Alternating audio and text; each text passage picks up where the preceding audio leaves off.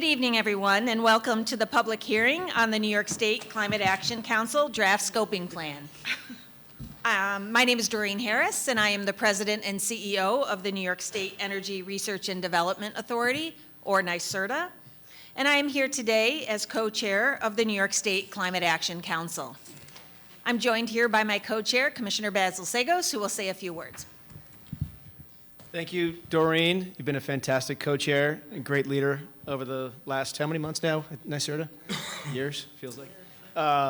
Good afternoon, everybody. Thank you so much for being here. It's a pleasure to see people in person on this really important issue of the Scoping Plan and Climate Action Council work. Not present today are the literally hundreds of staff who worked tirelessly over the last 2 years, staff and volunteers and appointees of the various panels to deliver the Scoping Plan in its 300-plus page form for our consideration. We worked very hard on it. Obviously, this is a critical issue that New York State is grappling with, this climate crisis.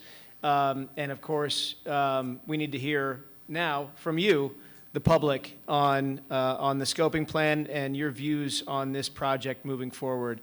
We're pleased to have you all here today. Thank you to OGS and Empire State Plaza folks who've been able to pull this together. Just to be clear, and I think you'll hear this a few times, what we're talking about today is the Scoping Plan itself, not any pending regulation or piece of legislation. It's a Scoping Plan itself. That's very important because obviously we do want to hear from you on that and to limited sense on other issues. But again, thank you on behalf of all of us on the Climate Action Council. Thank you, Commissioner, and I would like to ask the other members of the Climate Action Council who are here with me tonight to introduce themselves as well. We'll start to my right. Good afternoon, everybody. Peter Iwanowitz, and I am a appointee from the Assembly, Assembly Speaker Carl Hastie. Thank you. Good afternoon. I'm Donna DeCarolis. I'm president of National Fuel Gas Distribution Corporation out of Buffalo, New York, and I'm also an Assembly appointee. Looking forward to your comments. Good afternoon. My name is Gavin Donahue. I'm president and CEO of the Independent Power Producers of New York, and I am a Senate appointee.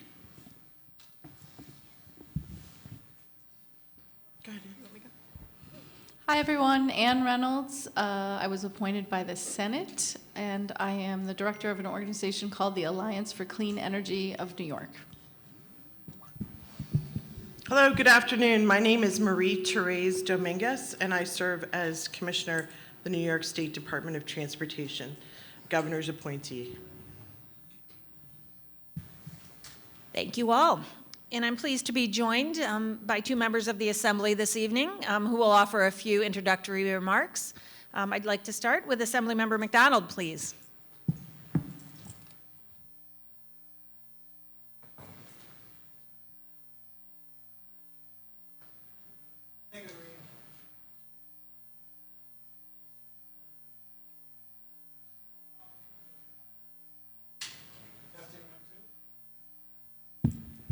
Here you go.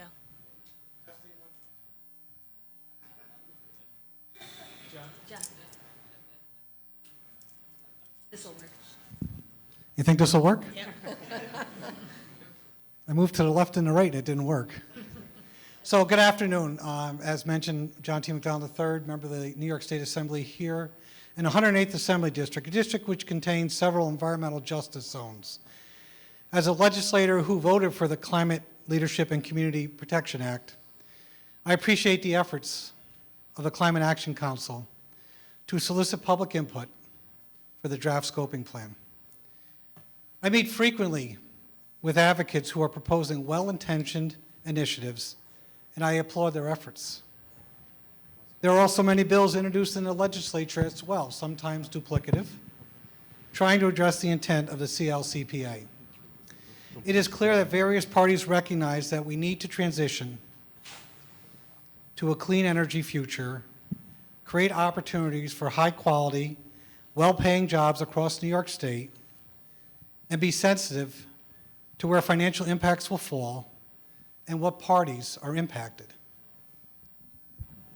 As these hearings demonstrate, each one of us has something to contribute.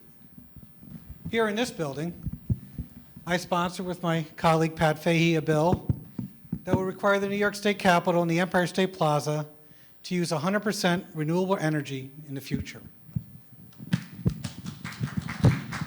New York State should lead by example when it comes to implementing clean energy efforts, and no better example would be the New York State Capitol. A mile south of here, in the Port of Albany, we are gearing up for the wind turbine manufacturing facility, which will help create and support the next generation of middle-class careers, not jobs, careers, with estimates of well over 330 jobs. This effort, thanks to the leadership of the governor, NYSERDA, Doreen, Basil, you at DEC, and many others, and supported by my colleague Pat Fahey and Senator Breslin, are exciting and proof positive that New York State is leading by example. I do believe as a scoping document is working its way through the public process, like we are today, that we remain mindful of issues with implementation and unintended consequences. This is not to slow down the process, but in actuality, to move quickly and effectively towards implementation of the goals of the CLCPA. There is a need to develop a carbon pricing model that helps support the financial investment we need.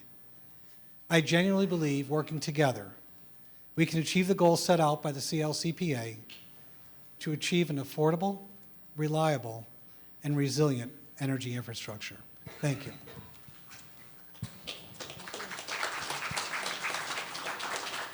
Thank you.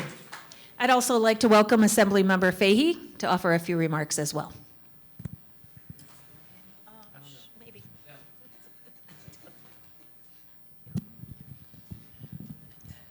Good afternoon. Thank you. I very much appreciate this opportunity and wonderful to see this community turnout. So welcome to Albany. Thank you for taking the time to have these hearings, which are so important on this the draft plan for these very, very ambitious climate action goals. So appreciate this opportunity to be part of the public input. And I should also add, appreciate the opportunity to work with each of you as well as so many people here in the audience, and of course, my colleague, John McDonald, on so much of what you have mentioned in the plan, as well as so many legislative initiatives that we hope will also help us achieve these goals. I will say I was incredibly proud to help champion passage of the Climate Leadership and Community Protection Act in 2019. Proud to vote for it, and incredibly proud to live in a state that has probably the most ambitious climate goals in the country. So very proud of that. The big four that you have noted in your draft, or for emissions, that is, are buildings, transportation, electricity, and water. I commend you, and I think it's always worth stressing the importance of the need for a multi-pronged attack or multi-pronged approach in trying to reach all these goals, and commend you again for the diverse strategy that you have laid out. I do as well, in addition to the bill that my colleague John McDonald mentioned, I also have bills that I think will help with implementing this plan.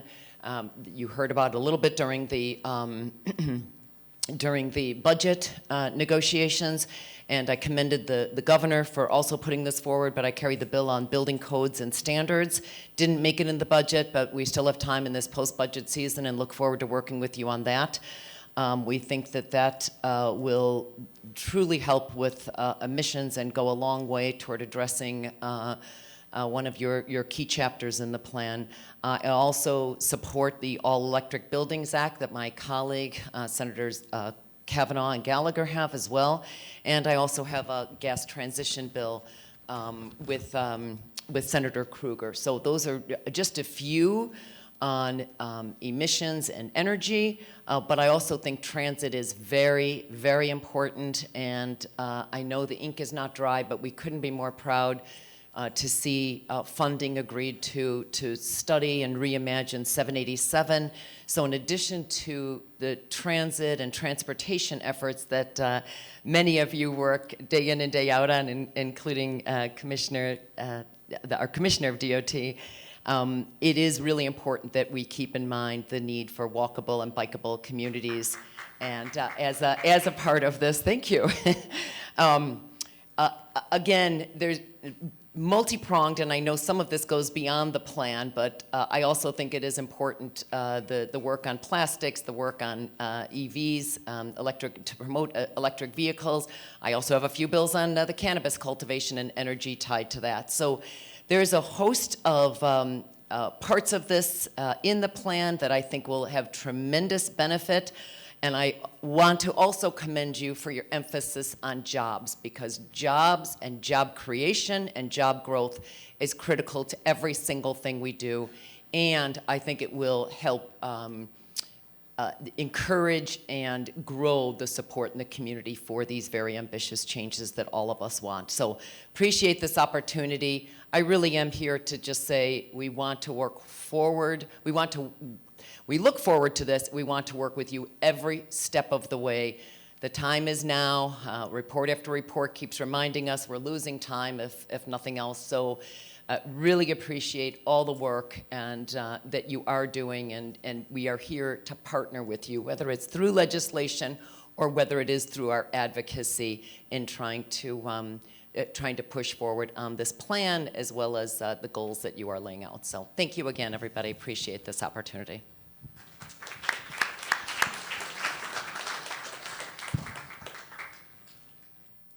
Again, thank you all for being here this evening. While we don't have all of our council members here in person today, rest assured all are invested in the process. So we certainly thank you for your interest in the draft scoping plan and for your attendance at this evening's hearing. We are truly looking forward to hearing from you, the public, on the work of the council that has been undertaken over the last 2 years and is reflected in the draft scoping plan. This hearing is one of 8 in-person and 2 virtual hearings being conducted across New York State to ensure that residents, businesses, and interested parties have an opportunity to share their input related to the draft scoping plan, which was released on December 30th, 2021. Tonight's meeting is being live streamed on the Climate Act website. Additionally, a stenographer will take record of any verbal comments received. All comments provided here today will be considered by the Climate Action Council as it finalizes the scoping plan by January 1st, 2023. Written comments are also being accepted through June 10th, 2022. And additional details can be found on the Climate Act website at climate.ny.gov. With that, I will now turn the evening over to our hearing facilitators to run through the structure of tonight's hearing. Thank you. I'm Nora Madonic, and I will be facilitating tonight. Want to tell you how tonight's going to run. I'll explain it now, and then in a few minutes more when we start hearing from those who want to make comments tonight. So what we're going to be asking is that everyone who's here to comment, listen to each other. You're going to hear things that get you very angry. You're going to hear things that get you very excited. You're going to hear things that get you very passionate. But the more time that we take in clapping and booing and applauding and jumping up and down, that's the less time we have to hear from everyone, and every voice counts in this room. We're going to hear from you in 2-minute comments. You've signed up if you've registered. If you haven't registered to comment tonight and you would like to comment, please go out to the registration table. We're happy to take your registration there. We'll be calling you up in groups, not because one group is more important than another. Someone asked me about that, but simply so that you don't have to stand for too long, just to keep things organized. So I'll go over this a little bit more in a couple of minutes, but I want to ask Sarah Osgood to talk with us, take us through an overview of the Climate Action Plan. Sarah?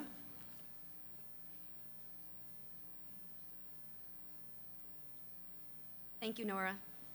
And thank you to those, all of those in the audience and viewing remotely for joining us here today. My name is Sarah Osgood, and I'm Executive Director of the Climate Action Council. I have just a brief slide deck that I want to run through to provide a little bit of context on the draft scoping plan. Next slide, please. The Climate Act established very ambitious and necessary nation-leading greenhouse gas reduction requirements and sets them in statute for the first time in New York. Achieving these targets positions New York to meet the internationally established goals called for by the scientific community and identified within the legislation. The Act empowers every New Yorker to fight climate change while improving our daily lives through new job opportunities, improved public health, and more resilient communities and infrastructure. In addition to climate leadership, the other central component of the law is its requirements for our communities, most notably those that have been historically overburdened and could be in the future as our changing climate takes hold, to benefit from our actions and activities. Next slide. In addition to setting the emissions reductions and technology targets seen on the last slide, the Climate Act established a Climate Action Council tasked with developing a scoping plan that would identify how the state can meet its greenhouse gas limits. It called for the draft to be issued by the end of 2021, followed by a public comment period, which we're currently in, prior to finalizing the scoping plan at the end of this year. So we're currently in the middle of the process. The purpose of this hearing is, and the other hearings that we're holding, is to hear your feedback on the draft. The feedback that's received during this comment period will be considered by the council as it works to finalize the scoping plan. And then once the plan is finalized, it then moves into a rulemaking phase to establish regulations. And those processes will also have public comment periods associated with them. The scoping plan takes a holistic, economy-wide view of New York's greenhouse gas emissions. The law outlined a process for this that included a number of advisory panels and working groups, ultimately comprising over 100 experts that provided sector-specific recommendations to the council. The law also identifies some key factors and impacts for the council to consider, including climate justice, job creation, health benefits, and a cost-benefit analysis. And the recommendations that are contained in the draft scoping plan also form the basis of scenario modeling that considers the interactions and impacts of strategies across sectors. Next slide, please. I think it's also helpful to see visually what the Climate Act requires for emissions reductions over time. Here we see a snapshot of our greenhouse gas emissions by sector on the left, and on the right we see where our overall emissions need to go over time. This is quite a dramatic reduction over the next 2 decades. For current emissions, using the new emissions accounting under the Climate Act, you can see that buildings in yellow and transportation in blue are now the greatest contributors and amount to over 50% of the state's greenhouse gas emissions, mostly in the form of carbon dioxide emissions from the combustion of fuels. Electricity generation, shown in green, is a smaller piece of the pie now, and the contribution from the waste sector, shown in orange, has increased. Next slide, please. As was mentioned earlier, the draft scoping plan was released on December 30th of 2021, and it's available on the Climate Act website, climate.ny.gov. It's the result of 18 meetings of the council where they received information, recommendations, and feedback from a variety of experts, the advisory panels and working groups, as well as analytical modeling of the overall costs and benefits associated with the recommendations contained in the draft scoping plan. The advisory panels and working groups also conducted inclusive processes in the development of the recommendations that were ultimately advanced to the council. And collectively, they held over 90 public meetings where their work was presented and discussed. They sought perspectives from other panels, experts, the Climate Justice Working Group, the public, and other stakeholders. Finally, as I mentioned a minute ago, the recommendations in the draft scoping plan also form the basis of the scenario modeling work to show the impact of strategies across sectors. 3 mitigation scenarios were modeled, with varying levels of pressure on various policy levers that represent the potential mix of strategies and level of ambition required to reach the state's goals. Next slide, please. I'm going to get into the various scenarios briefly in just a moment. But regardless of scenario, several key strategies emerged as fundamental to achieving the greenhouse gas emissions limits. Those include energy efficiency, transition from fossil fuels to electrification in buildings, zero emissions electricity, transportation electrification, enhancement of transit and smart growth, and reduced vehicle miles traveled, a transition to low global warming potential refrigerants and enhanced refrigerant management, maximizing carbon sequestration in New York's lands and forests, eliminating fugitive methane emissions across the waste, agriculture, and energy sectors, and a diverse portfolio of solutions in the industry sector, which includes efficiency, electrification, and limited and strategic use of low-carbon fuels and carbon capture technologies for certain industrial applications. Next slide, please. So the scenarios all meet or exceed the reduction requirements outlined in the Climate Act, and they all require transformative levels of effort in all areas, as well as high electrification. But they do represent distinct worldviews. So before I get into the differences, I just want to call out some of the similarities first. So all reach a zero emissions power sector by 2040. All require enhancement and expansion of transit options and reduction of vehicle miles traveled. There are significant levels of electrification and energy efficiency, increased methane mitigation in agriculture and waste sectors compared to today, and end-use load flexibility to help manage the electric grid reliably. So to highlight where the scenarios differ, Scenario 2, which we call the strategic use of low-carbon fuels, includes the use of bioenergy that's derived from biogenic waste, agriculture and forest residues, and limited purpose-grown biomass, as well as green hydrogen for difficult-to-electrify applications. Scenario 3, the accelerated transition away from combustion, has a very limited role for bioenergy and hydrogen combustion and an accelerated electrification of the buildings and transportation sectors. Finally, Scenario 4 represents a beyond 85% reduction in emissions. This scenario includes both accelerated electrification and a more targeted use of low-carbon fuels. Next slide. We completed a cost-benefit analysis, as was required by the law, for all three scenarios that are included in the draft scoping plan. And we found that the cost of inaction exceeds the cost of action by more than $90 billion. So in other words, the actions that are described in the draft scoping plan offer a significant benefit to New York when accounting for the avoided greenhouse gas emissions and the improvements to public health. It's also important to note that the draft scoping plan quantifies the significant required investments to achieve the Climate Act emissions limits, as well as the significant benefits and opportunity to create hundreds of thousands of jobs.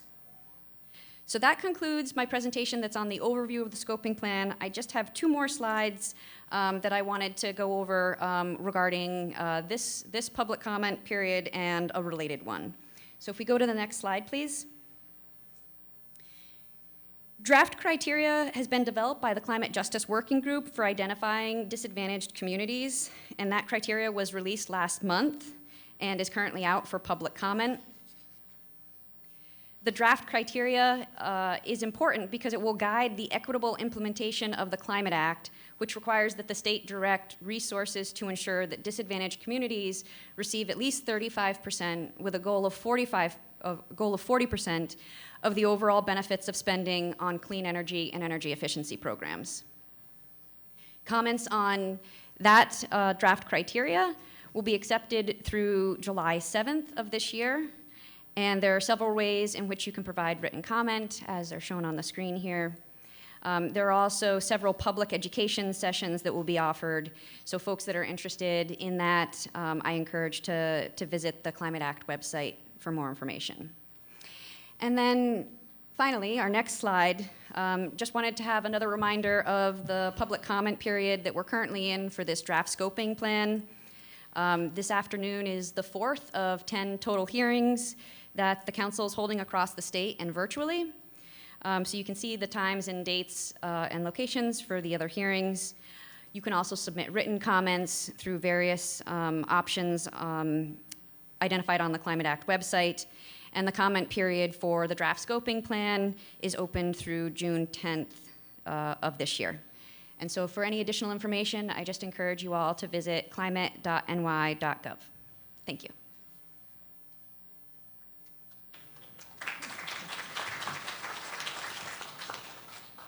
Thank you, Sarah. Okay, so we're going to get started tonight. The purpose tonight is to hear from the public. And as such, the council is here to listen, not to engage in conversation or discussion. They may ask a clarifying question if there is something in a comment that they need that clarity on. But other than that, tonight is a night to hear you. And that's what we're about. I'm going to ask my facilitators to please come up. The way this will work is my facilitators, we're still under COVID, and they are gloved, and they will hold the mic for you. Please don't try to take it from them. They can't let you take it from them. We're protecting health here. So you'll have 2 minutes to make your comment. At about 30 seconds, they'll lean over and give you a heads up that it's time to wrap up. And if you go a little bit too much over 2 minutes, I will ask you to please submit the rest of your comment in writing. If you would like to comment, but you don't want to stand up and comment, there are comment forms out on the table, or you can certainly use any of the means of submitting a comment that Sarah identified. I would ask you again to give everyone the same courtesy, whether you agree or you disagree with what they have to say. So to begin with, we had divided our commenters into groups of 10. We have odd and we have even. So I'm going to ask group 1 from this side, please, to line up behind Anne. And I'm going to ask group 2 from the other side to queue up behind Sebastian. When you come up,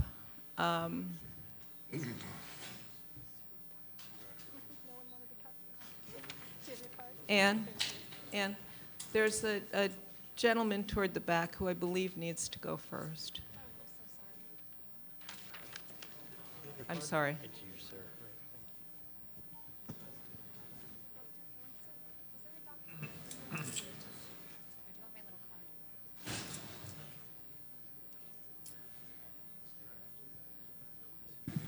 Thank you for that. So I'm going to ask you to hand your card to the facilitator. They will announce your name and organization if you are with one, and then you will have 2 minutes to speak. So Anne, why don't we get started? This is Dr. James Hansen, Director, Climate Science Awareness and Solutions at Columbia University's Earth Institute. Thank you for the opportunity to comment. I am shocked by this plan. It seems to me to be a prescription for making the New York State the Germany of the United States. Recently, 5 European leaders said they would visit Ukraine. President Zelensky said that 4 of them were welcome. The German leader not. Zelensky has to face the truth, even if it's tough love. Germany deserves credit for building renewable energies, but these should be used first to phase out coal, and then gas. And only when all of the fossil fuels are gone should you consider closing nuclear power plants. But Germany pressured European countries to not use nuclear power. New York State has the potential to be a technology leader, to help lead the U.S. and the U.S. to lead the world to 100% carbon-free electricity and stable climate. So the way it looks in this plan, it's to go down the German path. Let me leave my final minute to my grandson. He said, when he was 10 years old, he wrote, "If we keep doing what we are doing now, then the environment will be ruined when the people who are kids now are grown-ups. And unless we can figure out how to make a time machine that actually works, there will be no way to go back in time to fix it. It's not fair that the grown-ups now are ruining the atmosphere for the grown-ups in the future. Grown-ups now are scared of nuclear power, but they should be scared of what will happen if they keep doing what they're doing now, because we know the ways to make nuclear power safe, and we know that fossil fuels are not safe. It's very dangerous." Thanks. Thank you. Sebastian? Gregory Lancette, President, New York State Pipe Trades Association. Please hold it down. We're not going to be able to hear him. Yeah, good evening. Thank you for the time to speak. My name is Greg Lancette, and I am the president of the New York State Pipe Trades Association. I represent over 24,000 dedicated, hardworking, highly skilled union workers throughout New York State. I'm here today because New York State needs a strong reminder to prioritize jobs and energy security. The situation in Europe exposed how energy policy is also a security issue.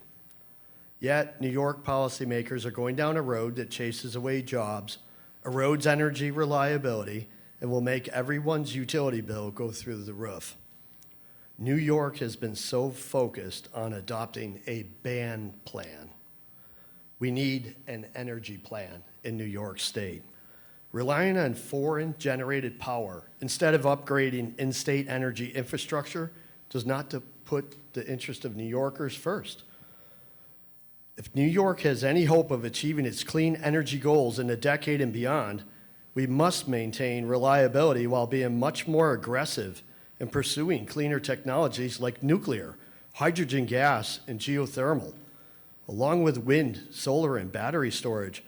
Simply banning natural gas projects and shutting power plants without first building alternative energy supplies is an unsafe and extremely costly approach.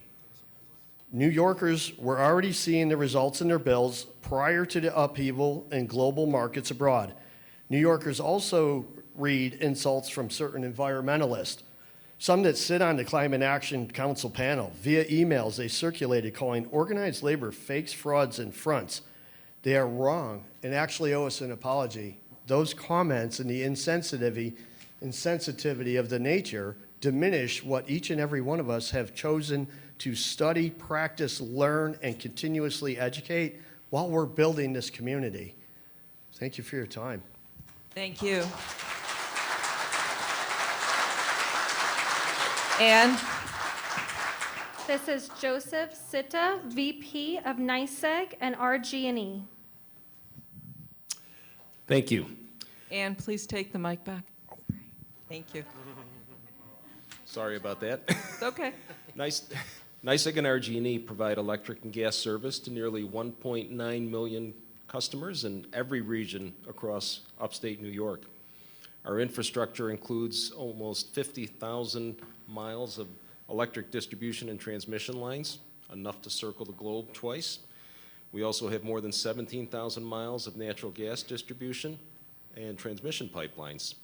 We fully support and embrace the state's greenhouse gas emission reduction goals, and we're committed to working with the Climate Action Council as the state's energy system undergoes this historic transformation, while at the same time ensuring that the energy needed by our customers is safe, reliable, and affordable. Examples of our commitment are the City of Ithaca is implementing its nation-leading Green New Deal goal to decarbonize that city by 2030. And we're very actively involved with them in that. We have a peak shaving battery storage system project in Farmington, New York, as well as a first-of-its-kind microgrid project that will test a microgrid solution using battery storage to provide backup capacity to a substation that serves over 1,700 customers. Achieving the state's energy and climate goals and providing New Yorkers with the utility service they expect and deserve will require a collective approach. As part of the transition, we will need to use and upgrade our existing electric infrastructure to help ensure reliability and to transmit renewable generation. We'll also need to explore potential future uses of our natural gas infrastructure in the delivery of low and no carbon renewable natural gas and hydrogen.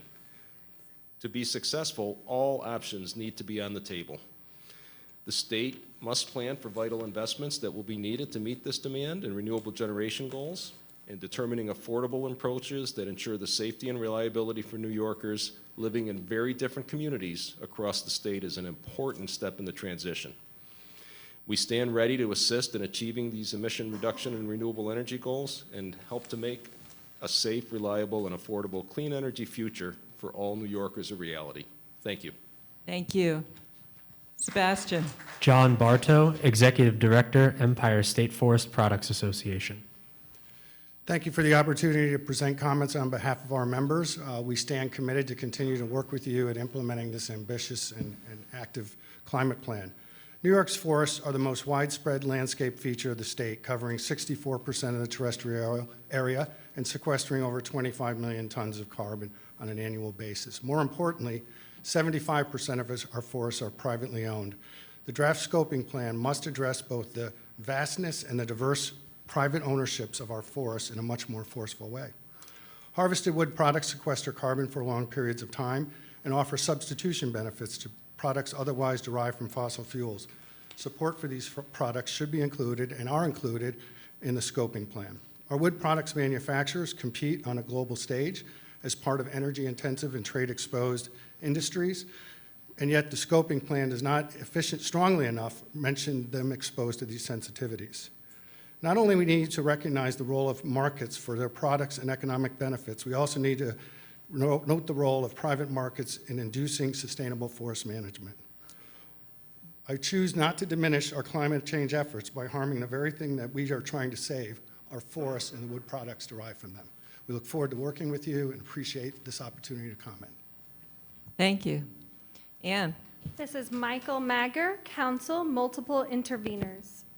Good afternoon. Multiple Interveners is an association of over 50 large industrial, commercial, and institutional energy consumers.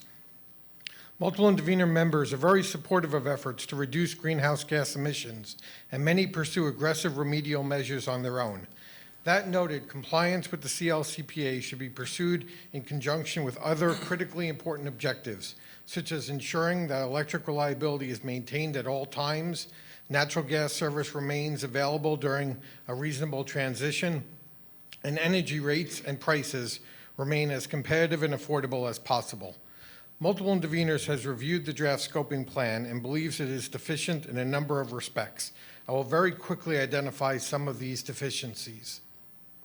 First, despite numerous requests, the draft plan lacks detailed information on the specific costs and benefits of individual recommendations, as well as whether New York can afford to implement all, most, or even a material portion of those recommendations. This lack of cost information prevents analysis as to whether the draft plan constitutes the most cost-effective means of achieving CLCPA mandates and is a material flaw that should be remedied. Second, the draft plan fails to identify funding sources for most of its recommendations. This is a glaring omission considering the substantial financial obligations that already are being imposed on utility customers in furtherance of the CLCPA and related objectives. It is critically important that any evaluation of CLCPA compliance costs not be conducted in a vacuum, but rather be considered along with other obligations imposed on utility customers.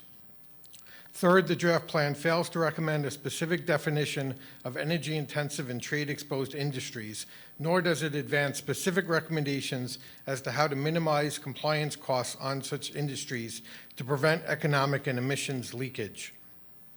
Fourth, the draft plan lacks a comprehensive strategy for reducing reliance on natural gas, and any such strategy must ensure that existing customers will continue to receive reliable and affordable service during the transition, and that gas service will remain available and competitively priced for customers that depend on natural gas for industrial and other processes for which viable alternatives do not exist. I want to thank you for your comments, and you could submit the rest of them in writing. Thank you. Sebastian? John Parlberg, Reverend, New York State Council of Churches. Thank you for the opportunity to comment this afternoon. I am John Parlberg and a member of the Executive Council of the New York State Council of Churches. In 1999, I was part of a commission that presented a report on climate change to our denomination's General Synod. We said then that we recognized the vast environmental and social damage that would be caused by climate change, and we called for action, noting that it would be easier to achieve reductions now and at less cost to society than to wait until the problem has grown worse. We also noted that this was an issue of justice, that poor and marginalized people and future generations would suffer the most.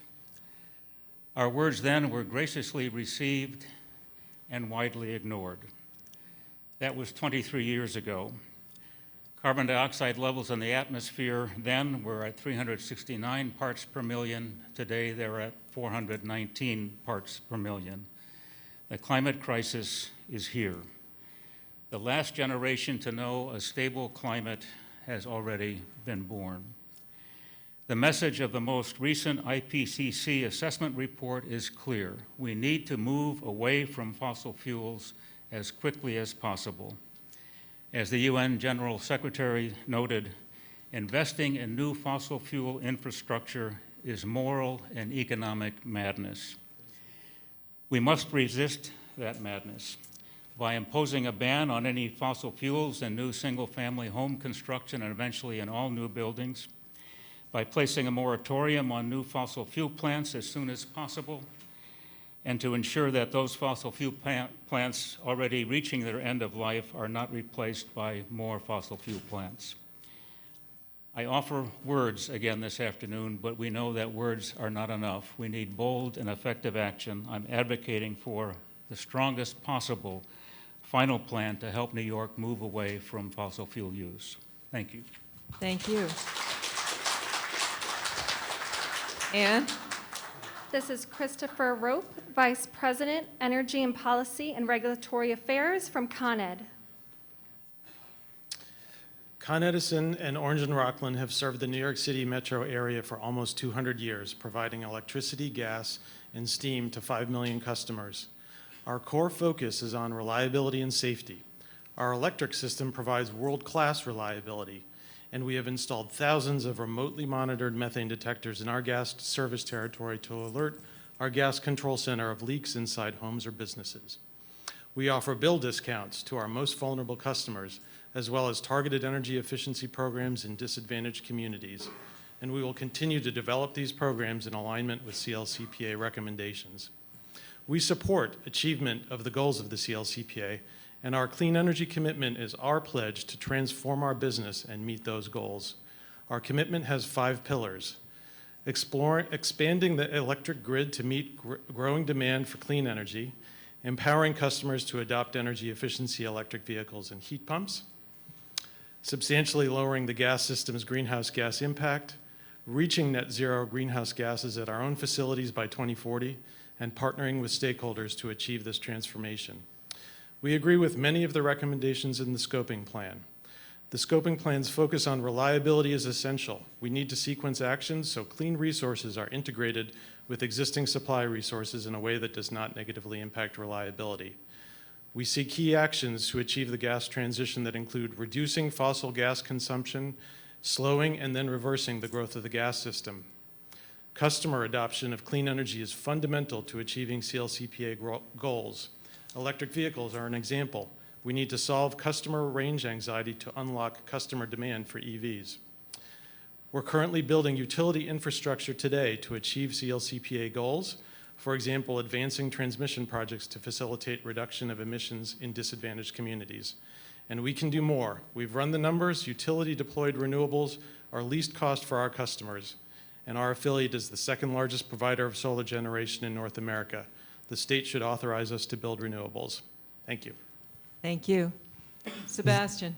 Zach Dufresne, Executive Director, NYSEIA. Thank you. I'm here today to voice support for the draft scoping plan. And despite all of the great environmental benefits associated with this plan, I'd actually like to focus my time on the incredible job opportunities and the economic benefits also associated with this plan. For instance, solar panel installer and wind turbine technician are two of the fastest growing jobs in the United States, and it's been that way for over 5 years now. Furthermore, U.S. Bureau of Labor, their most recent projections show that these jobs will continue to be among the top 3 fastest growing occupations in the United States over the next 10 years. This is the future of jobs in our country. This is not something that New York wants to miss out on.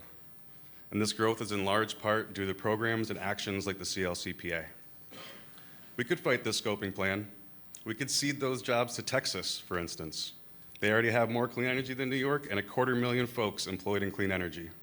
Or we could embrace this plan. We could have Empire State lead the way in clean energy jobs in this country. By last count, New York has over 157,000 New Yorkers currently employed in the clean energy sector, which I think is significantly awesome. But we're really only scratching the surface towards our clean energy goals. And getting all the way to our goals just means more jobs for New Yorkers. Similarly, the economic benefits of clean energy are clear. While there's costs associated with implementing any transition, the benefits far outweigh the costs. Like any good spend, this is an investment that will pay off over time. It will pay off in short order. We just don't have enough finite resources to meet our clean energy needs here at home. So unless we want to maintain reliance on fossil fuel cartels and continue to see energy price spikes like we have seen recently here at home, the whim of foreign governments, we really only have one option. That's homegrown, renewable energy. We have the technology to tap into it. All we need now is the policy to come along. Fully support this plan. Thank you. Ann? This is Bob Cohen, Policy and Research Director for Citizen Action of New York.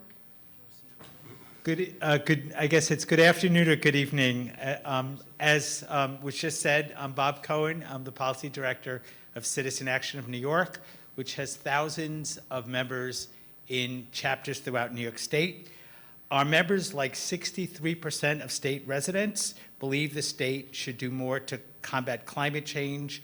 We, not the representatives of the gas industry attending today, represent the majority of New Yorkers. We are proudly pro-union and we are proudly pro-jobs. The draft scoping plan moves in the right direction, but we must go further, much further. Citizen Action supports the 5 key principles set out by New York Renews in the final scoping plan. Don't have time to do all of them, but we will elaborate in our testimony, written testimony, but I'll mention 2. First, environmental justice must come first. Albany, like so many cities, has neighborhoods that have been disproportionately impacted by fossil fuel facilities.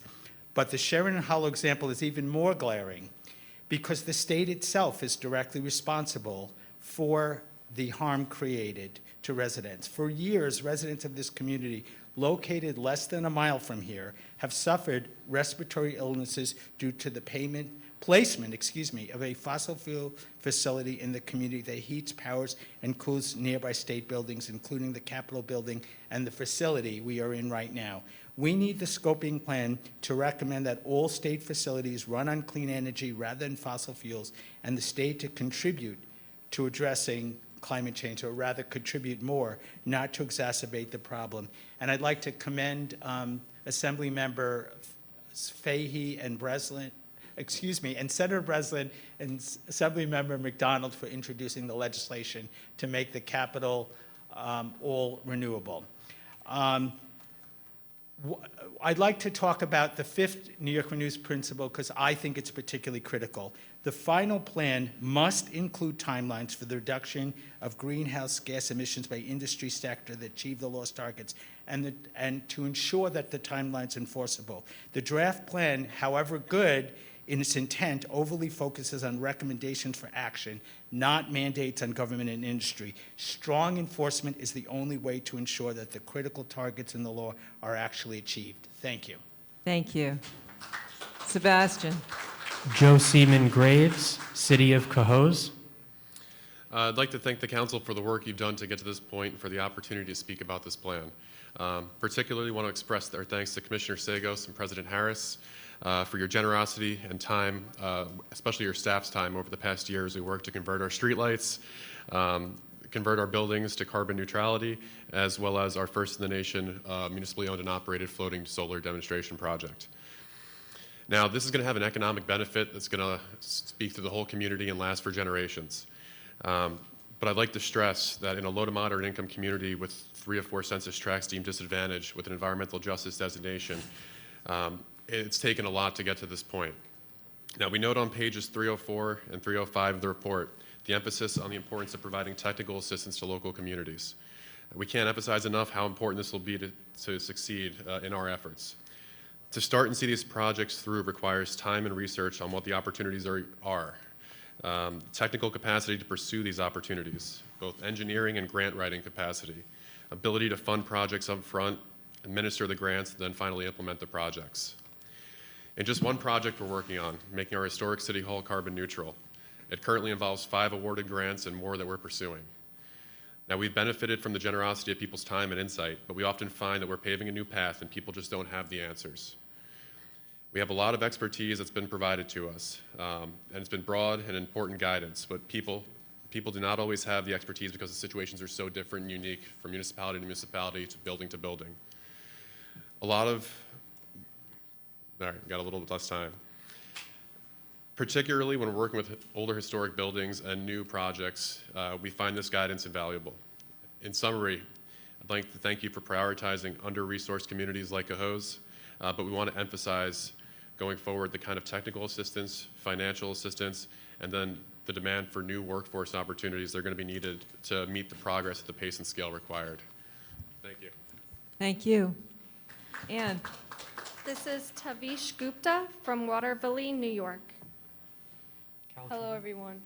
I'm Tavish Gupta, a 7th grader at Shaker Middle School and a member of Hasha Hotwires, a youth group for nonpartisan, science-based climate advocacy.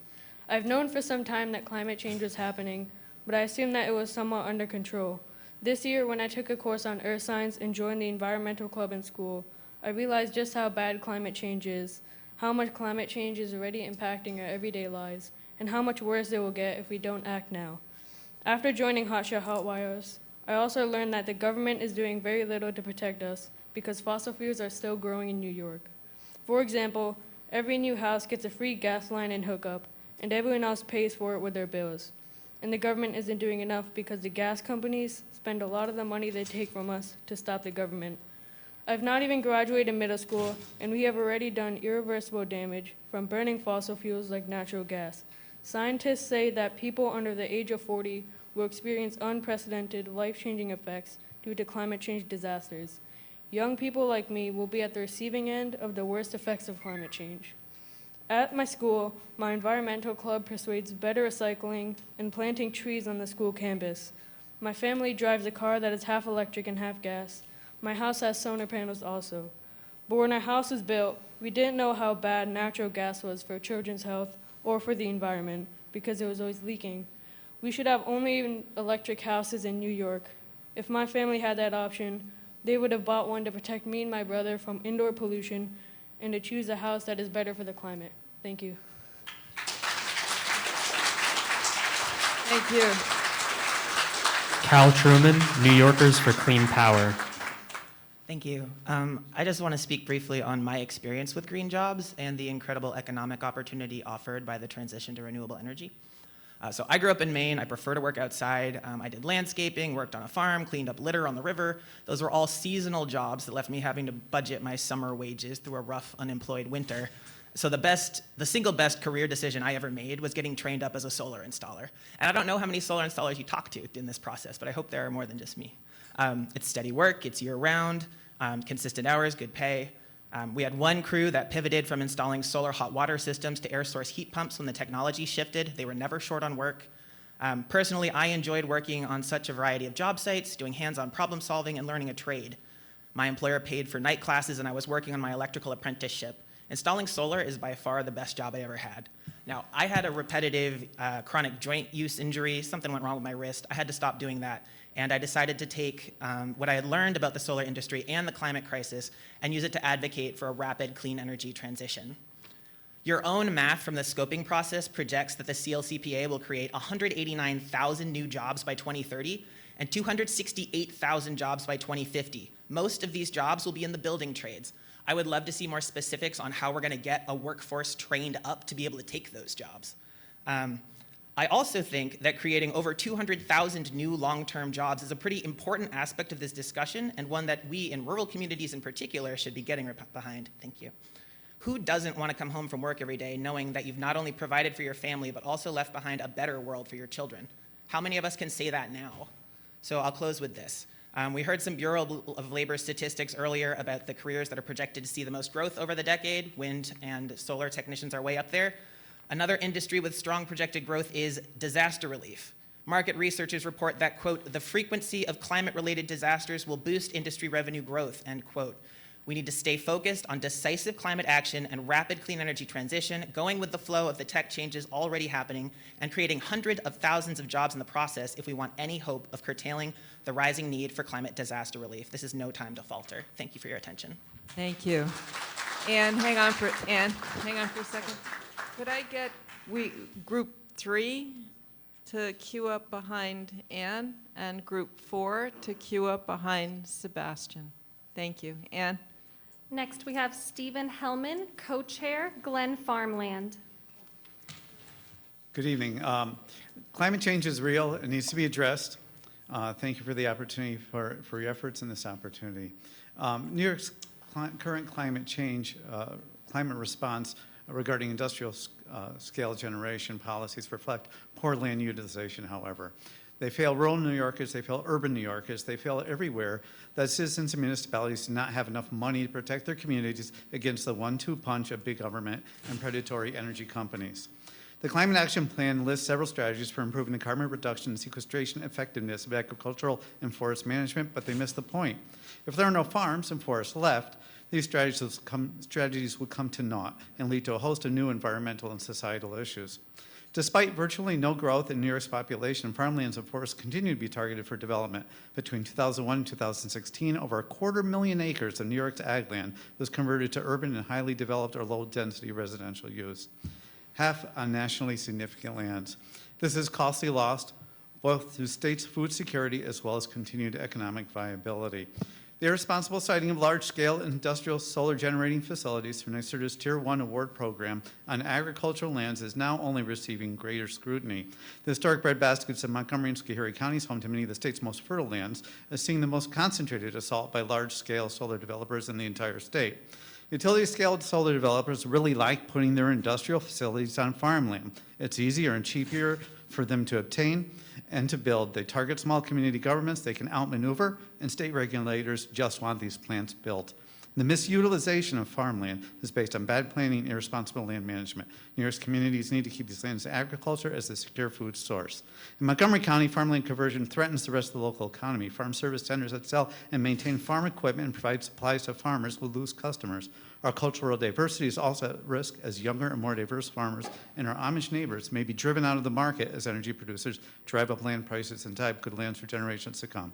The Climate Action Plan needs to protect all of our communities by introducing strategies to take the target off New York's farmlands, protect our food security, protect our future prosperity, and protect our ag lands. Thank you. Thank you. Sebastian? Rezwan Razani, founder, Footprint to Wings. Hello, everybody. I'm first of all amazed how many people are here and care about the environment. That's awesome. All right, so, and you guys, this must be your favorite part of your job. So what we do is we're coaching every state to get to zero carbon. And I noticed we have, the purpose here is to hear from the public. The public is, there's we're coming up with like the first gigawatt down, but the NIMBY coefficient is what you got to be concerned about, because this bristling, wonderful plan you have full of excellent plays, they're only as good as they can be executed. And what you're going to be coming up against is a lot of people who may or may not like these plans. And so what we want to do is really facilitate the process where you can, the plan is great, it's just very dense and hard to comprehend. So you want to make that more accessible to everybody and really show them the impact on the ground. Because this is a ground game. It's not so much a what you call a spreadsheet game, that kind of thing. So the better you can get. Like, for example, you've got your defense plays and your offense plays, banning, blocking, fracking, that sort of thing. Oh, I have a whole minute. I can relax. Okay. So yes, most people are familiar with offense. It's easier to do offense, to block things, to say no to things. But what we're entering is a phase of defense is easier. Offense, you have to put down stuff on the ground. There's farmlands, you're going to put down stuff. And people don't like it. Like, people have NIMBY reactions to, for example, nuclear, wind, solar, what have you. The sooner you can surface the actual impact on the ground, like say, look, it's going up. Oh, I have less time than I thought. Okay. The countdown. Okay, yeah, so that would be very important if you can get that for people to see. Because nuclear, for example, you just need a few square miles for 3 gigawatts. Solar, you would need 90 square miles, right? And New York is like a 30 to 50 gigawatt year delivered state. So, make that clear to the people. Am I, give you a minute. Okay, thank you. Thank you. Ann? Next, we have Gabriel Silva, lead organizer from Citizen Action of New York. Thank you so much. My name is Gabriel Silva, lead organizer of Citizen Action, and we represent over 100 members just here in the Capital District and hundreds more across the state. We all believe that the climate change is an existential emergency that will cost New York State trillions of dollars and, more importantly, countless lives costs. Climate change already has a body count here in New York, as we saw with Hurricanes Sandy and Ida. I grew up in Texas on the Gulf Coast. I was there in Houston when Hurricane Harvey hit in 2017. That was the first climate change intensified hurricane I've been through, despite having been through a dozen other ones before that. I saw the 8,000 people who were left homeless just in the George R. Brown Convention Center, and 35,000 others who had to go to other places. I saw that they were mostly black, brown, and poor working class people. I have seen that they are the ones who, despite being the least responsible, take the brunt of the damage of climate change. So climate change, that was just a mild sample of what we're gonna see, example of things to come. We need the most aggressive and rapid transition to a carbon negative economy possible.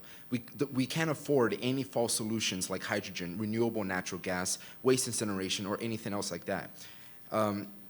We also need to retire fossil fuel infrastructure yesterday. However, at the same time, this transition cannot be made on the backs of the working class. We need to make sure that those of us who are the least responsible are not the ones who are paying the highest cost for this. We need to make sure that the benefits of this plan are directed towards the disadvantaged communities while providing job replacement, training, apprenticeship, early pension options, and many other supports so workers can make the transition as painlessly as possible. There will be disruption, there will be difficulty, but this disruption and difficulty will pale in comparison to the apocalypse that we're going to start witnessing within just a couple of decades. The CLCPA is law, the transition is happening. I'm here to argue that it is a just transition. Thank you very much. Keith Shue, Technical Advisor, New York Energy and Climate Advocates. Thank you very much. I support renewables. I support environmental justice. You ought to be able to figure out how to heat and cool this building without burning fossil fuels in Sheridan Hollow, so please do that. However, I'm here to talk about the big picture.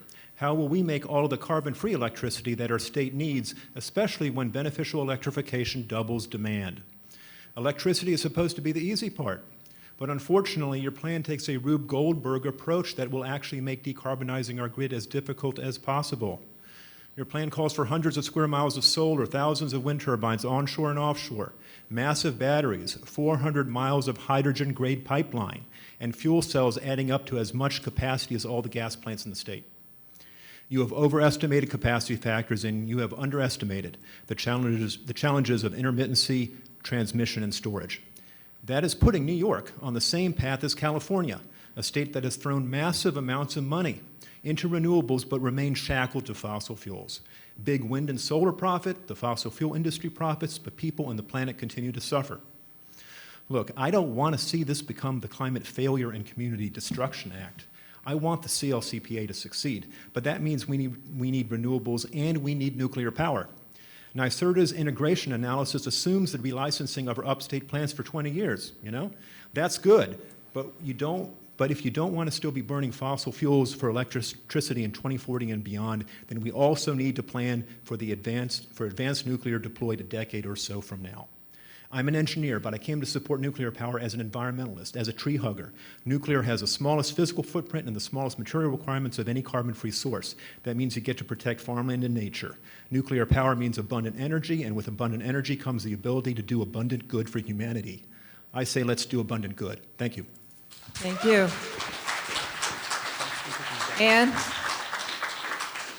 We have Catherine Naidu, Deputy Director of Catskill Mountain Keeper.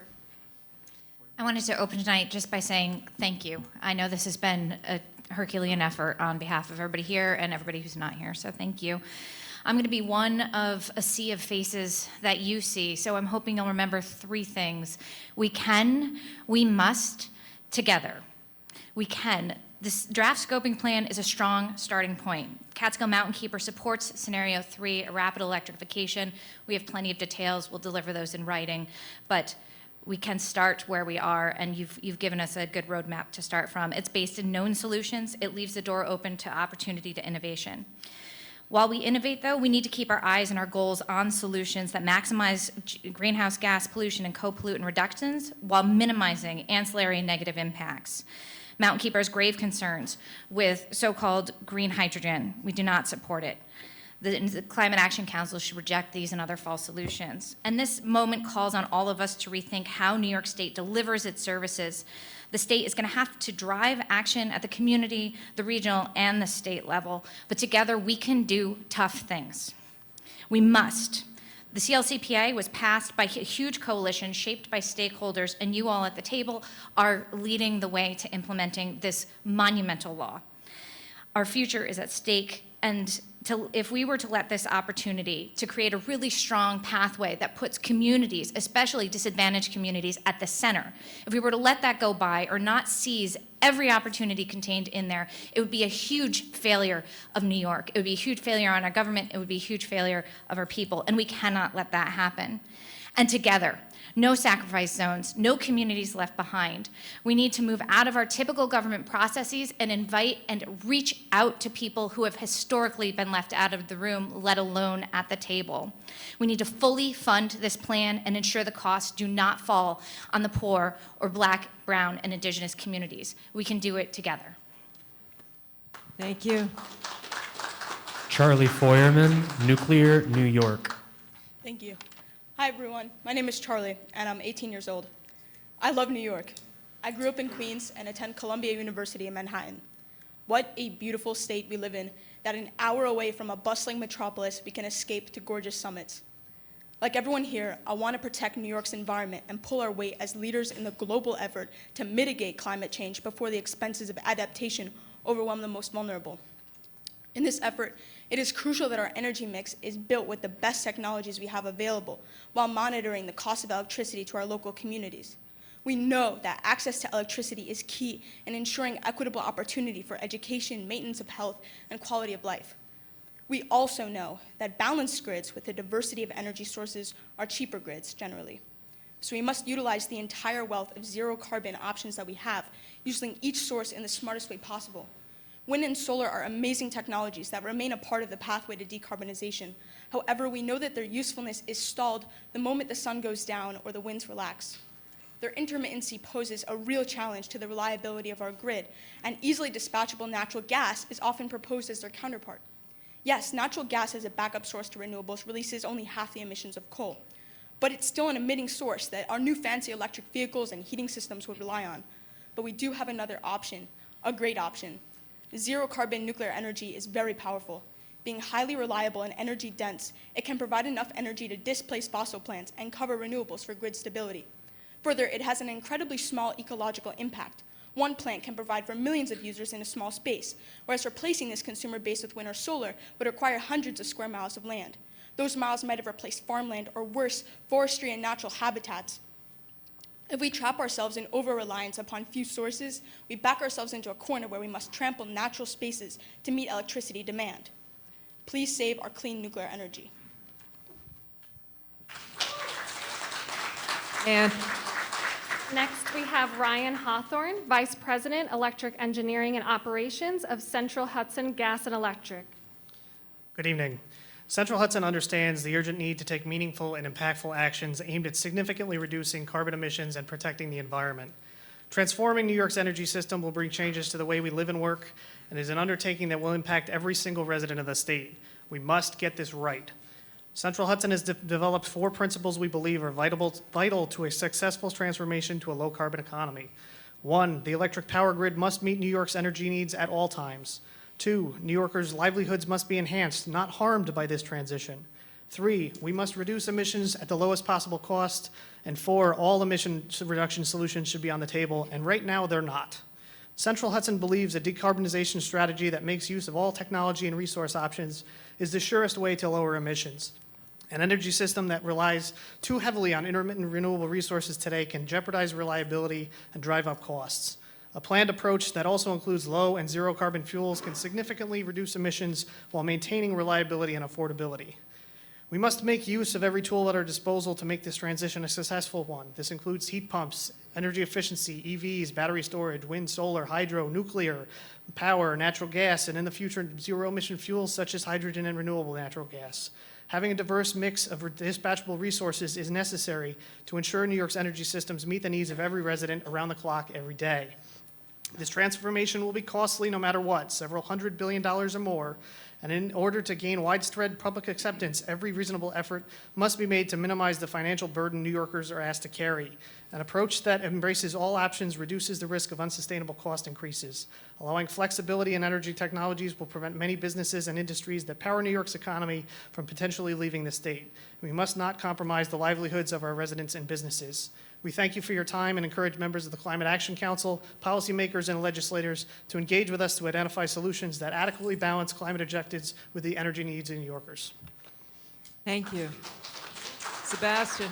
John Murphy, International Representative, United Association of Plumbers and Pipe Fitters. My name is John J. Murphy, and I'm an international representative for the United Association and a lifelong New Yorker. I'd like to thank the members of the Climate Action Council for the opportunity to address you today and allow our members' voices to be heard. I'd also like to commend President Doreen Harris and her team at NYSERDA for their efforts in navigating this Herculean task of transforming New York's energy infrastructure on a path to decarbonization. It took over 100 years to build our current energy infrastructure, and yet the CLCPA mandates its complete transformation in the next 18 years. It is critical to develop a realistic, all-of-the-above transition strategy to meet New York's climate challenges. We do not have sufficient green energy available today to replace fossil fuels. We will, but not today. One example is Germany, who over the last decade built an enormous supply of renewables, but because of the failure to meet growing energy demand, in the first half of 2021, coal-fired generation rose from 21% to 27%. Irrational closures have proven to make matters worse. Yet many of the loudest voices in the environmental community refuse to accept the notion that we don't have to displace middle-class union jobs to achieve our climate goals. We should build out all of the clean energy resources available, including renewables. Power generating facilities have provided a steady pipeline of work for tens of thousands of union workers in this state for decades, where the New York Times just reported that solar installers make 50% of what a building trades member makes. Our members are extremely proud of the important work that they do to bring clean energy to our communities. Thousands of union plumbers, pipe fitters, millwrights, insulators, teamsters, and so many more are not big oil and gas. They are the middle-class New Yorkers that build and maintain the power facilities that keep the lights on and our homes warm. They've earned the right to maintain a middle-class existence and lead the state towards a cleaner future. Thank you. Thank you. Ann? Next, we have Tracy Frisch, Coordinator for Zero Waste Warren County. Good evening. I'm going to be talking about the waste chapter. Products, everything we produce, are responsible for a huge fraction of greenhouse gas emissions. Greenhouse gases released from waste are just the tip of the iceberg. Waste incineration is incompatible with climate action. Incinerators produce more CO2 and harmful air emissions than coal-fired power plants per kilowatt of electricity produced. New York must close the state's 10 aging trash incinerators and permit no new waste combustion facilities, including pyrolysis or gasification. Incineration is an environmental justice issue. The climate plan should oppose false solutions, including chemical recycling of plastics. Toxicity and environmental health must be considered in climate policy. Eliminating toxics from products and packaging is essential for recycling, and composting. Some wastes have no beneficial use due to toxicity. PFAS, forever chemicals, are so ubiquitous in sewage sludge that it should never be applied to farmland. We also oppose the co-digestion of food waste with sewage sludge, as sewage sludge would render the mix toxic. In New York, neither wastewater treatment plants nor sewage sludge for fertilizer producers have to test for PFAS. This is a crisis in the making. New York should ban disposal of food waste and yard waste in landfills and incinerators. Strong standards and enforcement are required to keep microplastic and persistent toxic chemicals out of compost. Extended producer responsibility is no panacea. In British Columbia, after 18 years of EPR for packaging, the recycling rate remains stagnant and most plastic goes to incinerators. Bans and taxes can be more effective than EPR at eliminating excessive packaging, plastics, and non-recyclable packaging. Thank you very much. Thank you. Sebastian? Kevin Wise of Albany, New York. Hello, good evening. My name is Kevin Wise. I grew up near Ithaca, New York, and I moved to Albany a few years ago. I'm a lifelong New Yorker. I'm part of Citizen Action now in the Capital Region chapter, and I was a renter up until very recently. And I have very little choice over my energy as a renter, and I want this climate action policy to include stipulations for landlords to have more energy efficient utilities inside their facilities. And as a homeowner, I want to see more rebates for homeowners to transition to things like heat pumps and move away from natural gas, which is a cheaper option right now. Also, energy efficiencies are something that's overlooked for landlords. They don't have any responsibility to really make their homes energy efficient, and that's something that this plan needs to address, because retrofitting can employ a lot more building trades, and I want more like solar and wind energy for these buildings to power them. And I think that we can have a lot of union jobs through this, pipe fitters, iron workers, electricians, and for making our wind farms, our solar farms. And I think that we really need to make sure that the people who are renting right now aren't the ones who are bearing the brunt of the blow for these costs, because landlords can pass these costs on to renters. And I want to see the state step in and make sure that these renters aren't paying for that, because disproportionately renters are black and brown, and I think that we need to have this as soon as possible, sooner than 2050. Thank you. Thank you. Ann? Next, we have Jade Weiss, Glen Farmland, and the Town of Route Planning Board. Hello, I'm a young farmer, and I'm here today to ask that New York State consider that the plan has a few blind spots in regard to large-scale solar development. The plan seems highly profit-focused and short-sighted. We experienced policy like 94C passed during 2020, which incentivizes developers with taxpayer money to take productive farmland out of use for 40-plus years. Green thinking requires consideration to food security and providing localized, in-state food wherever possible. This ensures that we are all well-fed for good, accessible prices for years to come. Food and gas prices continue to rise, and New York State would economically and environmentally benefit from the following: incentivizing developers to put solar on brownfields and existing infrastructure like warehouses or residential, adopting a farmer-first practice by investing heavily in farmers that want to feed their local communities or provide the state with quality local product, avoiding corporate utility exploitation at all costs. And you would do well to remember the following: that you will all give up some electricity before you give up access to food, that the best green energy is sourced as close as possible to the source of need and appropriately adjusted, and lastly, that there are many pre-existing creative solar solutions like agrivoltaics, solar-covered parking lots, bike paths, cooperative solar and farming situations where there is room for intercropping between, and more. These benefit everyone and not just developers from out of state, many of them from Texas. Please do not take a good thing and make it bad just for profit. Thank you for your time, and remember to keep your friends close and your farmers closer. Thank you. Sebastian.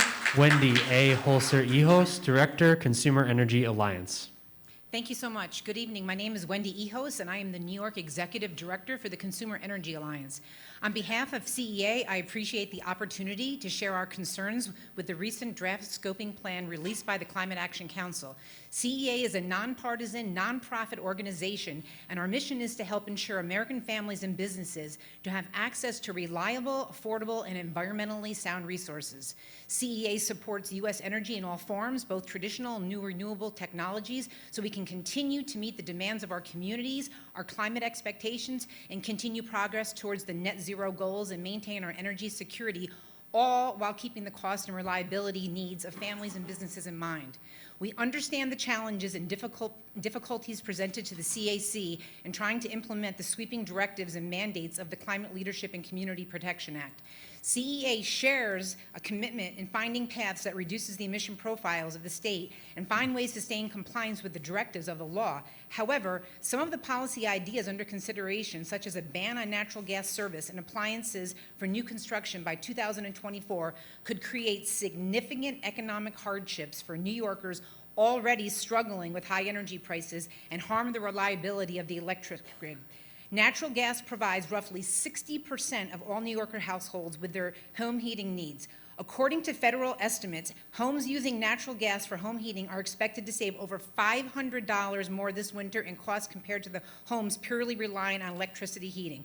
New York consumers are ready to deal with the surging utility bills this winter, and according to Public Utility Law Project, more than 1.3 million New York City households were 60 days behind on bills, which is about 20% of the city. CEA issued an analysis in 2021 using open source consumer data, which found that a natural gas service ban could cost New York homeowners over $35,000. The statewide report examined a broad view of a consideration families for New York household would face such as appliance models, home configuration, labor, and remodeling to comply with an energy ban. The scoping plan noted that there are over 4.9 million single-family homes in New York, and by 2030, more than 200,000 homes every year will need to upgrade to all-electric and energy-efficient systems to meet the CAC's recommendations. Using CEA's back-of-the-envelope cost scenario, that could be an additional compliance cost of over $7 billion per year for homeowners. Due to the time limitations of the public meeting format, I would like to, it would be difficult to cover all the implications raised in the draft scoping plan, but it's worth noting a few key observations in closing. I'm sorry, but we'll have to get your comments in writing. But thank you very much. All right, thank you very much. Thank you. Next, we have Elisha Bacon, New York organizer for Mothers Out Front. My name is Elisha. I'm an Albany resident and a community organizer for Mothers Out Front. As we implement important changes of the draft scoping plan, environmental justice must come first. This means prioritizing the health and wellness of all our communities, particularly our BIPOC communities, which this state has exploited for centuries. Even where we stand right now was once a vibrant ethnic community displaced by construction of this very building. It's abundantly clear that climate change is an emergency, and low-income communities are paying the price. According to NYSERDA, the city of Albany is a disadvantaged community. Living here, I've become more reliant on my asthma inhalers, one of which costs $1,200 a year. That's why there's no room for false solutions. So-called natural gas is not feasible. Frack gas poisons the towns it's extrapolated from and emits too much methane into the air. We know what we need to do and we must do it. Every day we wait, we are complicit in this dereliction of duty and abdication of morality. Every New Yorker contributes to this economy and has a right to clean air and water. Furthermore, our young people are looking toward the future and feeling hopelessness because our leaders refuse to act and do what's right. While dozens die in floods while trapped in their basement or fires due to unsafe housing, we allocate resources to football stadiums. The number of homeless people grows while our public officials go to jail for taking bribes from real estate developers. But it doesn't have to be this way. We passed the most progressive piece of climate legislation in the country, and now we must fund it so we can get to work. If we pivot to low to no bioenergy and hydrogen combustion and the simultaneous acceleration of electrification of both buildings and transportation to ensure clean air and a healthy environment, we can reach a zero emissions power sector by 2040.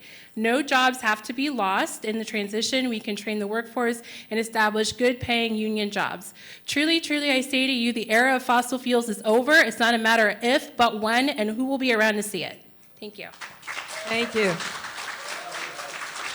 Connor Bambrick, Director of Climate Policy, Environmental Advocates, New York. Good evening. Connor Bambrick, Director of Climate Policy for Environmental Advocates NY. First, I want to start off by thanking you all and the hundreds of staff that have put so many hours into putting together what is a comprehensive plan. We're here to speak today in support of the plan, and in particular, Scenario 3, which is the accelerated electrification of the entire economy, not just as an advocate, because it's the most cost-effective plan that will benefit the state the most, but also as a parent of a child who suffers with asthma. I've seen firsthand, as so many other New Yorkers have, just the horrible damage poor air quality can put on our families.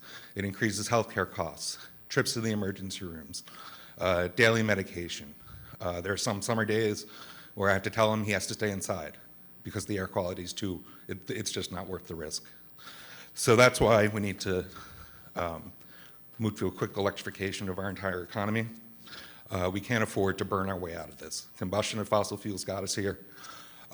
We can't go further with further combustion, not just fossil fuels, hydrogen, renewable natural gas.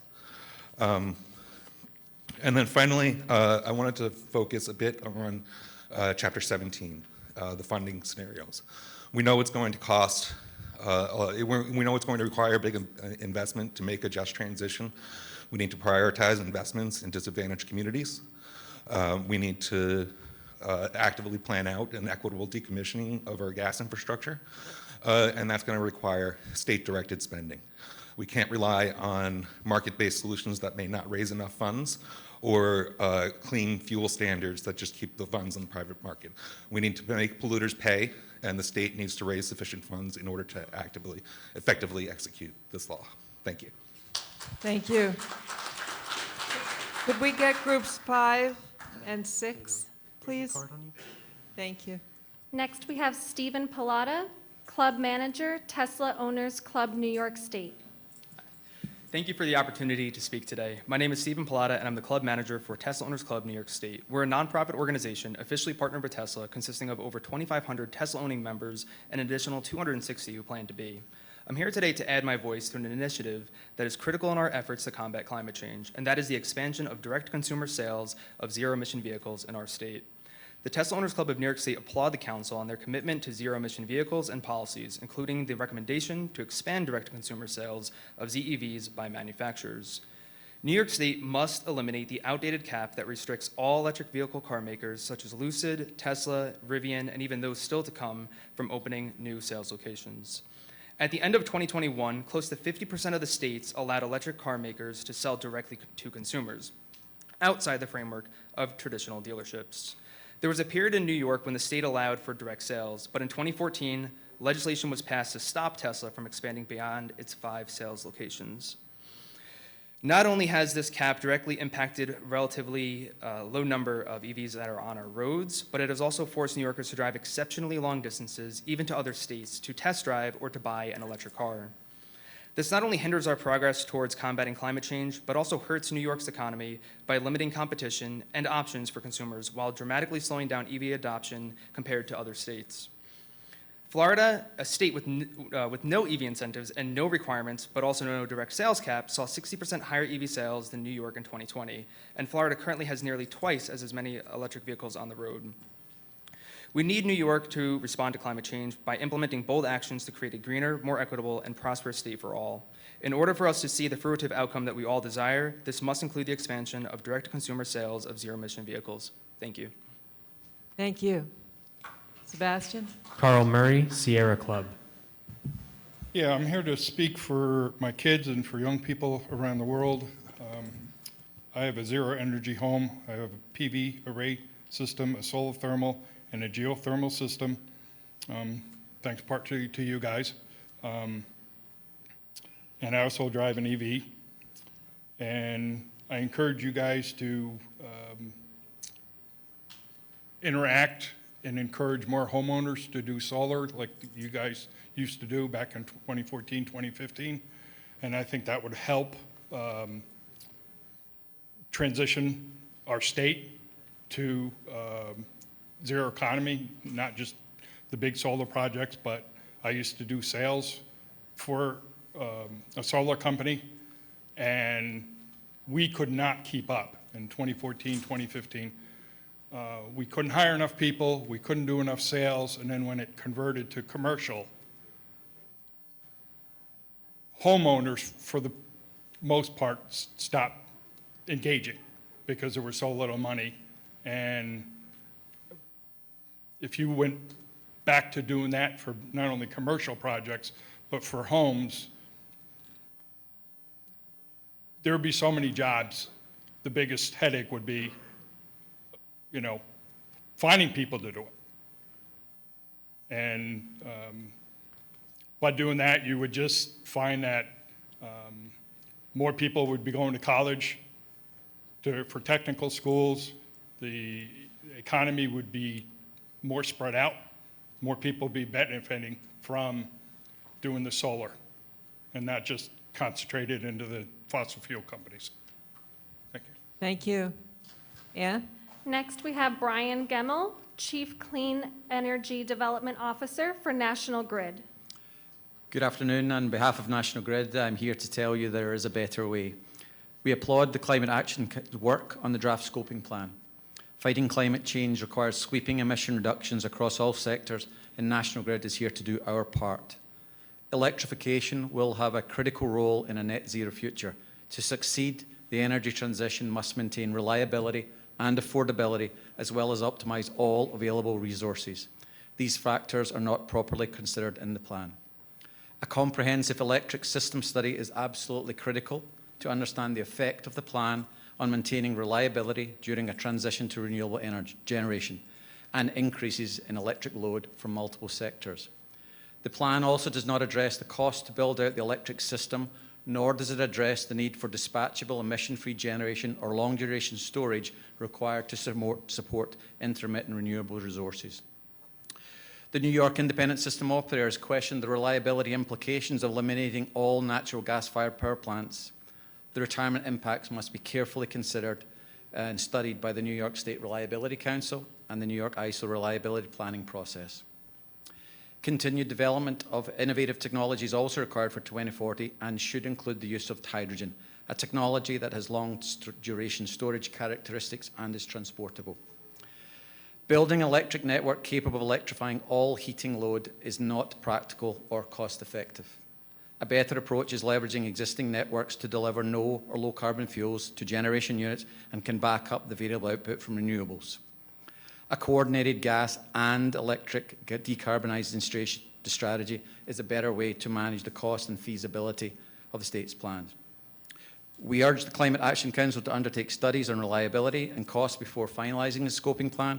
We also call on the Council to consider a pathway that utilises existing energy networks, deeply incentivises energy efficiency, weatherisation, and recommend the adoption of low-carbon fuel standards to support fossil-free gas in New York. Thank you. Thank you. Dr. David N. Borton, President, Sustainable Energy Systems Incorporated. Thank you. RPI hired me to teach sustainable energy engineering. Part of the reason was because I live in a solar house. I'm carbon positive rather than a problem. That's very easy. If you change building codes, you can get that so that the industry builds out that kind of housing. In transportation, New York has the first 100% solar-powered commercial boat. It's on the Hudson River, goes up and down. The first commercial solar boat took 4 tons of cardboard on a recycling trip all the way across the Erie Canal. But what I've been hearing today is that solar and wind are intermittent, and I need to tell you about something called curtailment. If you have 3 windmills or 3 solar panels, and you tell the ISO, you can buy from 2 of them. That means that when there is a reduction in solar or reduction in wind, that other solar panel, that other windmill is available to provide dispatchable power from solar and wind. So that's something I hadn't heard today. Now, I do want to say that what you are doing is as important as stopping nuclear warfare. This is urgent, important. Please get it right. Thank you. Next, we have Diane Collins, activist founder for NorthCountryEarthAction.org. Despite the wealth, over 300 pages, of the proposed scoping plan recommendations to implement and reach toward the bold targets of the 2019 climate bill, I remain deeply troubled about lost time. There has been no significant financial investment in decarbonization over the past 2 years. My name is Diane Collins. I helped organize a local nonprofit called North Country Earth Action, alerting walkers and drivers to the climate crisis with banners, lawn signs, night lights, and a climate clock ticking away. My email signature says, "Climate action, it's time." Every Friday at noon, an activist friend and I stand on the bridge between Glens Falls and South Glens Falls, holding an Earth flag and a big banner that says, "Protect our Earth, stand up, speak out, take action." We get lots of honks. The 3 recent IPCC, United Nations State of the World science-based climate reports repeat that we are in grave danger without rapid reduction in fossil fuel emissions and stopping new fossil fuel infrastructure. This incredible urgency is not reflected in the scoping document. While I heartily endorse your recommendations, finalizing the plan with evaluating and incorporating public feedback will take more time. Legislative action to enact your recommendations will take yet again more time. While my friends have advised me that this is not the forum to promote legislative action now, I urge our legislature during this current season to be more bold again and begin enacting recommendations in harmony with the proposed scoping plan. Climate actions can't wait. Thank you for this opportunity to speak. Thank you. Sebastian? Tom McFeeters, South End Community Collaborative. Good afternoon. I have been a resident of the South End of Albany for more than 40 years, and I'm willing to bet that not more than a couple of dozen of my neighbors know that the Climate Action and Community Protection Act even exists, or that these hearings exist. We are the people that you're working for. I want, first of all, to commend you for the work that you've done and urge you to stand fast. I'm hearing nuclear power coming back as a good guy, but I haven't heard anything about nuclear waste. What do you do with it? I've heard a lot about the solutions like electric cars and so on. I have an old gas burner. I use it 3 times a week, and I walk everywhere. That's a low-tech solution. I have 2 requests for the South End today. Because so many of you here are familiar with the capital, or live in the capital region, you're familiar with our plight in terms of diesel trucks going through the South End, Commissioner Sagos has spent $500,000 studying those trucks and the impact that it has on people's lives. Now is the time, I think, and I would say that many low-income communities get studied to death, and we have been too. Now is the time to take some action on that. You have discretionary money, I believe, to start weaning trucking companies off of diesel and onto electric. You have the data to know where those trucks, who owns those trucks and where they're coming from and where they're going. I think it's time to take action on that.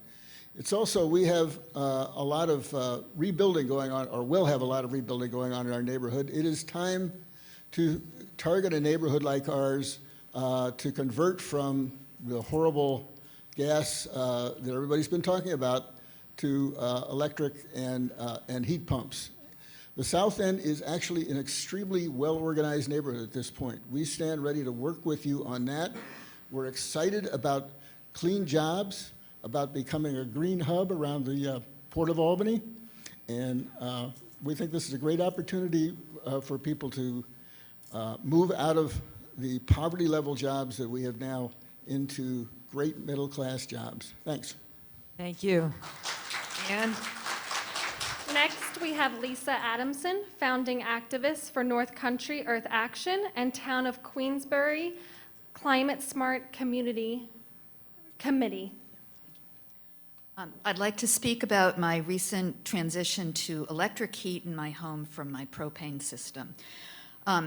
In installing the new mini split heat pump system that I have in my home, it was basically a fairly complex and confusing process. I first had considered solar and geothermal, but siting and affordability prevented those options. I hired our non-certified family electrician because I wanted to support local business, and it was cheaper than the certified path. I engaged a community solar farm to supply my electric. All this has taken research and work on my part. If the process for all doesn't become standardized and more straightforward, people will be discouraged. This process must work for all residents and for the contractors. Deeply entrenched opposing political opinions are often part of an attitudinal divide separating working-class communities and businesses when faced with the transition to renewable systems. Many lower-income and notably older people are skeptical that a just transition won't work for them and are actually hostile to the notion of clean renewables and are politically attached to the notion of the fossil fuel industry. Public trust through education and success in installations is critical. Community showcase projects and designated advisory consultants in each municipality that will provide support in the application for rebates and incentives and ensure success and satisfaction should be recommended in the plan. In addition, I am the curator in an 1845 historical museum in Lake George. The plan needs to prioritize strong requirements, provisions, and financial support for the sealing up of and green retrofitting of old historical buildings, which are still on oil and gas systems. Time's up. Oh, rats. Okay. thank you. Thank you. Sebastian. Emily Kelly, Public Policy Manager, ChargePoint. Hi, thank you all for the opportunity to testify today.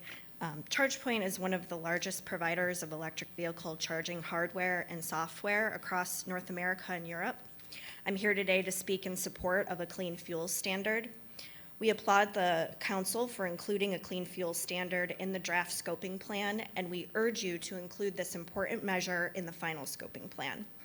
We believe a clean fuel standard policy will drive significant investment in EVs and EV charging infrastructure across the state, help transition New York towards a clean energy economy, and reduce pollution from transportation. As an active participant in existing clean fuels programs, we can directly attest to the effectiveness of this policy. Where this policy exists today in California, Oregon, and British Columbia, we are seeing faster transportation electrification and higher levels of private investment in charging infrastructure. This is because the policy reduces operational costs of charging infrastructure and sends an effective signal to invest in EVs and EV charging stations. This holds true for individual drivers, transit agencies, and fleet operators. In fact, over the past decade, clean fuel standards in the U.S. have generated almost $15 billion for clean fuels and infrastructure, including nearly $2 billion for transportation electrification, including EV charging stations and vehicle rebates. Under the Clean Cars and Trucks bill passed last year in New York, internal combustion engine vehicles will continue to be sold until 2035 for light-duty and 2045 for medium and heavy-duty vehicles. We need to reduce fossil fuel use starting now while we transition to zero-emission vehicles under that law, and we think this is an important tool in our toolkit of policies to help New York meet ambitious climate goals. Thank you again, and we will also be sending in written testimony. Thank you.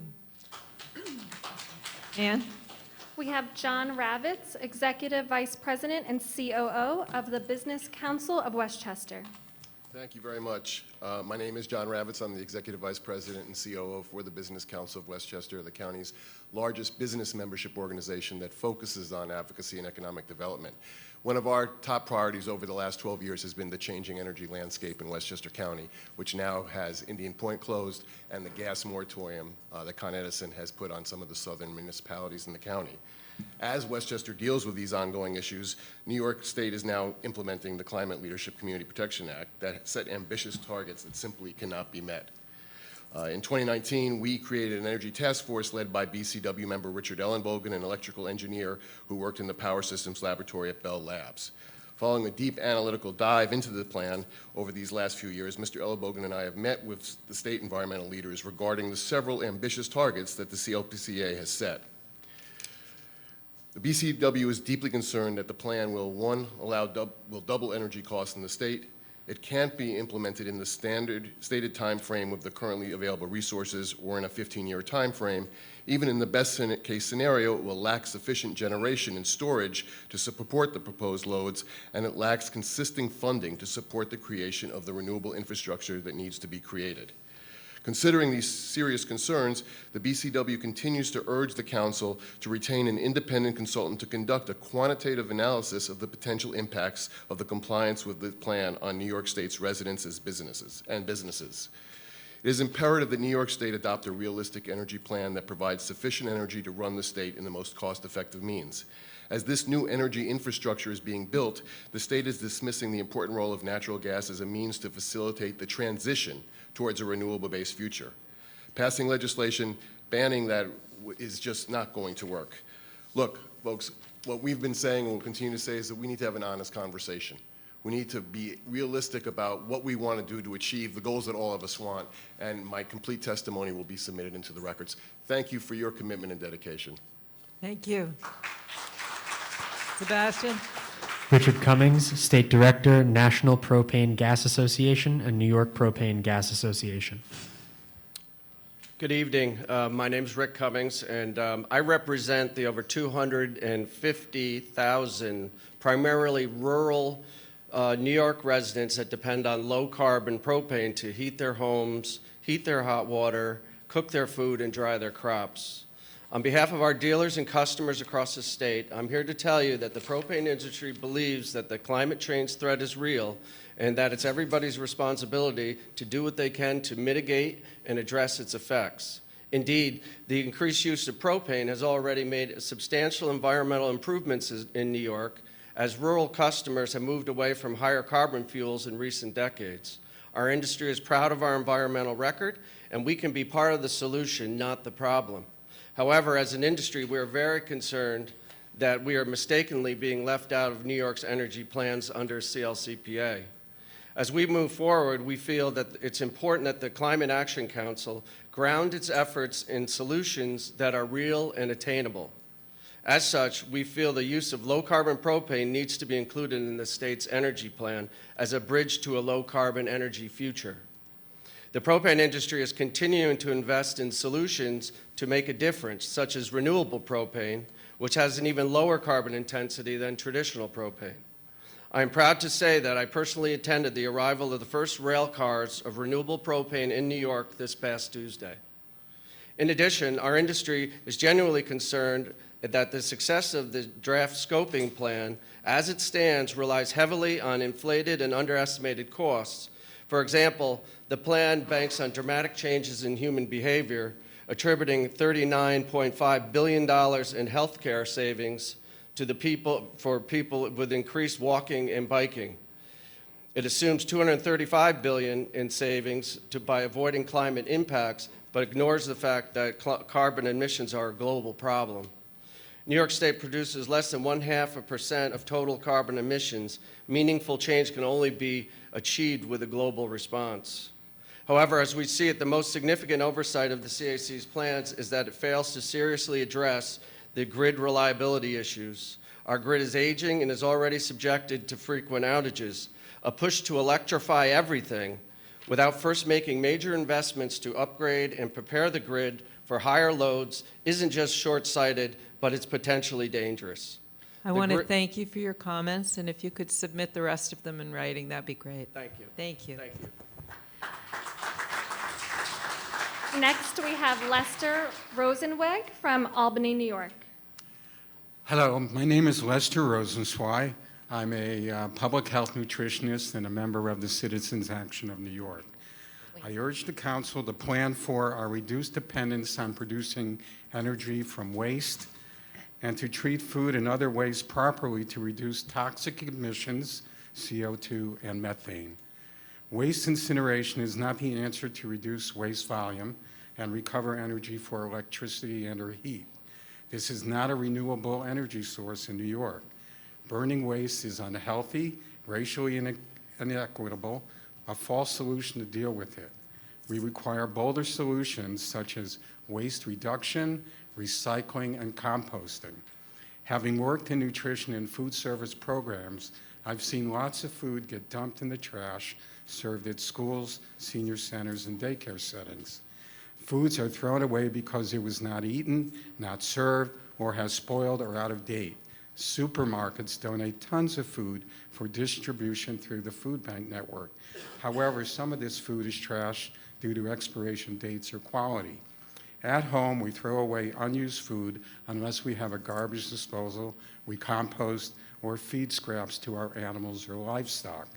New York must implement incentives and legislation to design new approaches to deal with waste and food scraps rather than sending them off to landfills or incinerators. Communities around the state and cooperative extensions are promoting composting and recycling. We need to expand collection points or programs to accept food scraps. We must build incentives to do this and make it easier for us to recycle and compost at home, as well as for restaurants, schools, and other food service operations. Thank you. Thank you. Sebastian? Lynn Bruning, fifth generation, Duanesburg, New York. Our disadvantaged rural communities, which aren't even identified in the scoping plan as such, are failing to thrive due to unchecked solar development. Instead, they risk increased poverty as predatory developers submit substandard applications that misrepresent their projects to underserved small towns. Our local officials and volunteer board members lack the expertise and time to proficiently review complex energy projects. Standardization of energy applications with checks and balances between state agencies and towns provide taxpayers with the same information that the state collects. This may prevent predatory development. NYSERDA supports renewable energy developers, not rural host communities and the taxpayers who fund it. In order to reach the administration's ambitious energy goals, the agency must provide the same guidance and support to rural host communities that they afford their contractors. The Climate Action Council does not include representation from rural landowners. We are the ones with valuable firsthand experience about the impacts of solar and wind projects that have on small towns, our environment, and rural economics. We have been the guinea pigs in this energy experiment, and the draft scoping plan reflects that the CAC has not listened to our knowledgeable input. Renewable energy developers are real estate professionals. Their goal is to maximize their return on investment.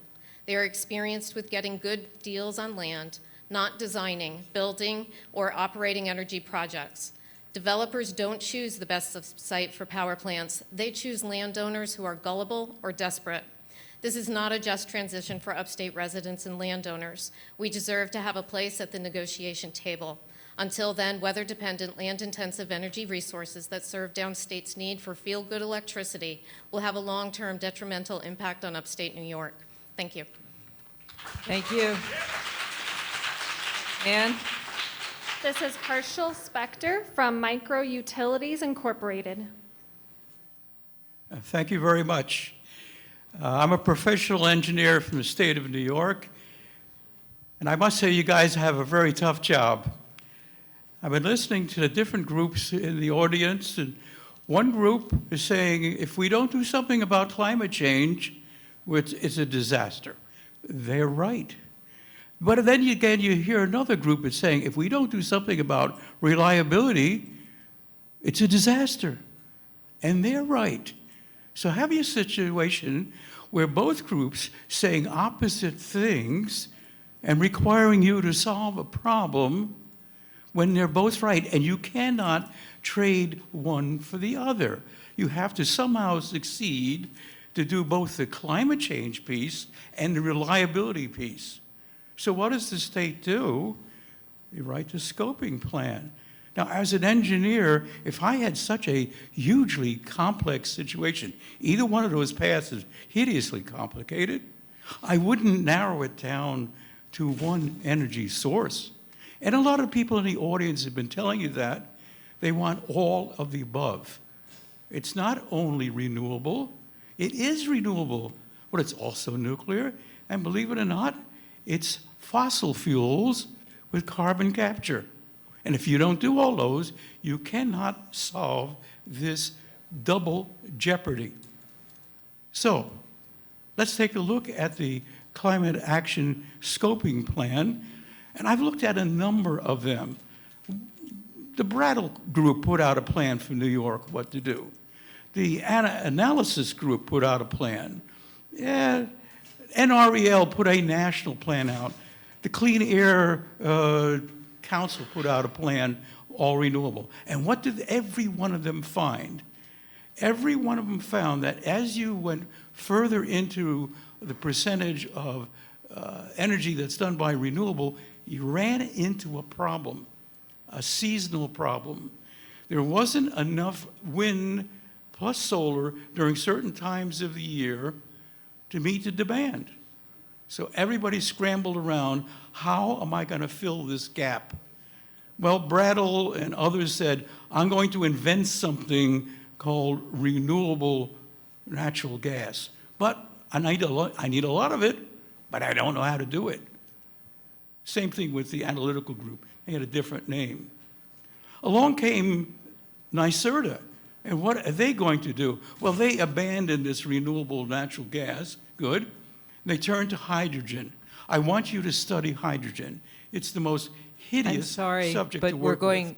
thank you very much for your comments. Could you please submit the rest of them in writing? I have it in writing. Thank you. Turn it over. Sebastian? Susan H. Gillespie, President of the Board, Citizens for Local Power. Hi, everyone, and thank you so much for all that you've been through to put this together. I really appreciate that and today's comments.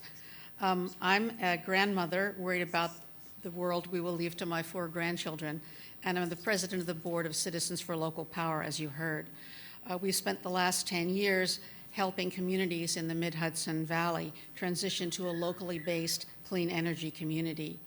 Among other things, we run a community-embedded green jobs training program that allows young people to get a hands-on and theoretical introduction to the green building trades, working with local contractors who are committed to mentoring them.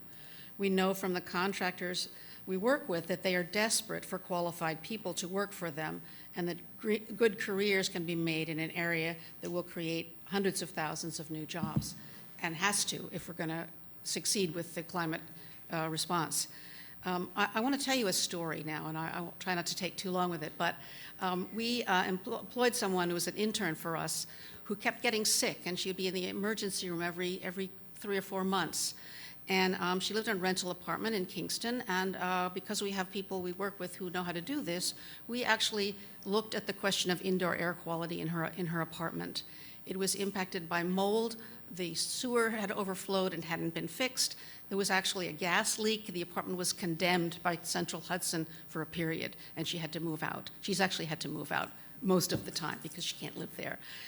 The reason I'm bringing this up is because as we look at, we talk in the plan about the money that will be saved by protecting people's health. There's real human lives at stake here, and I want to encourage everyone to involve the local communities as we involve the local contractors in solving these problems.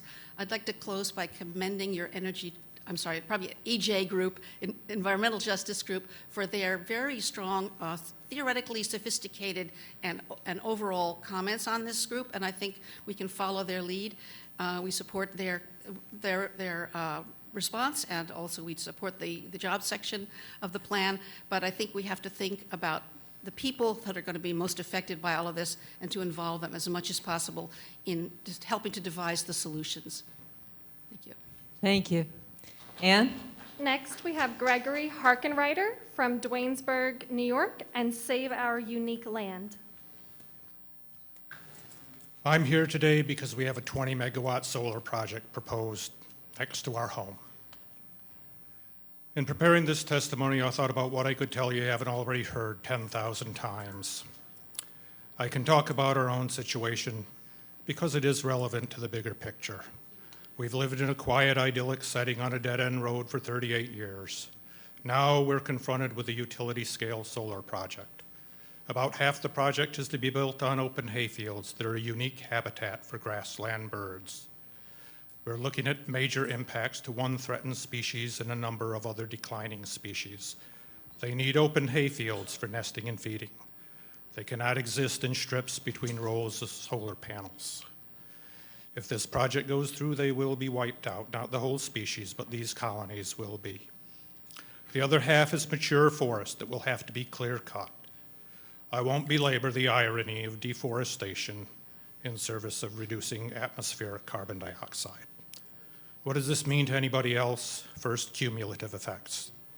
As best as I can estimate from it, the scoping plan would require 40,000 megawatts of utility-scale solar by 2040. That's 2,000 times the size of our project, in a land area larger than New York City.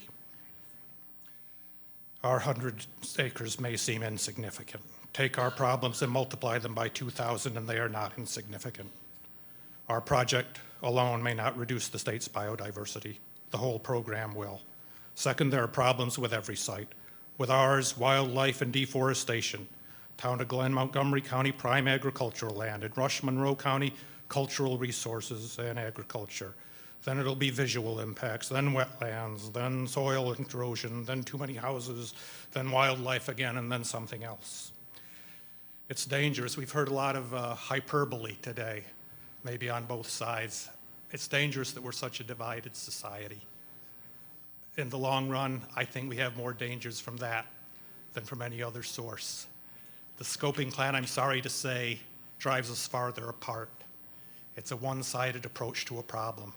I think the state can unite behind a reasonable solution, something that considers all alternatives. The scoping plan doesn't even mention the best, most promising technology out there today, which is the small modular nuclear reactors. We've got to consider everything. We can't put it all on one thing.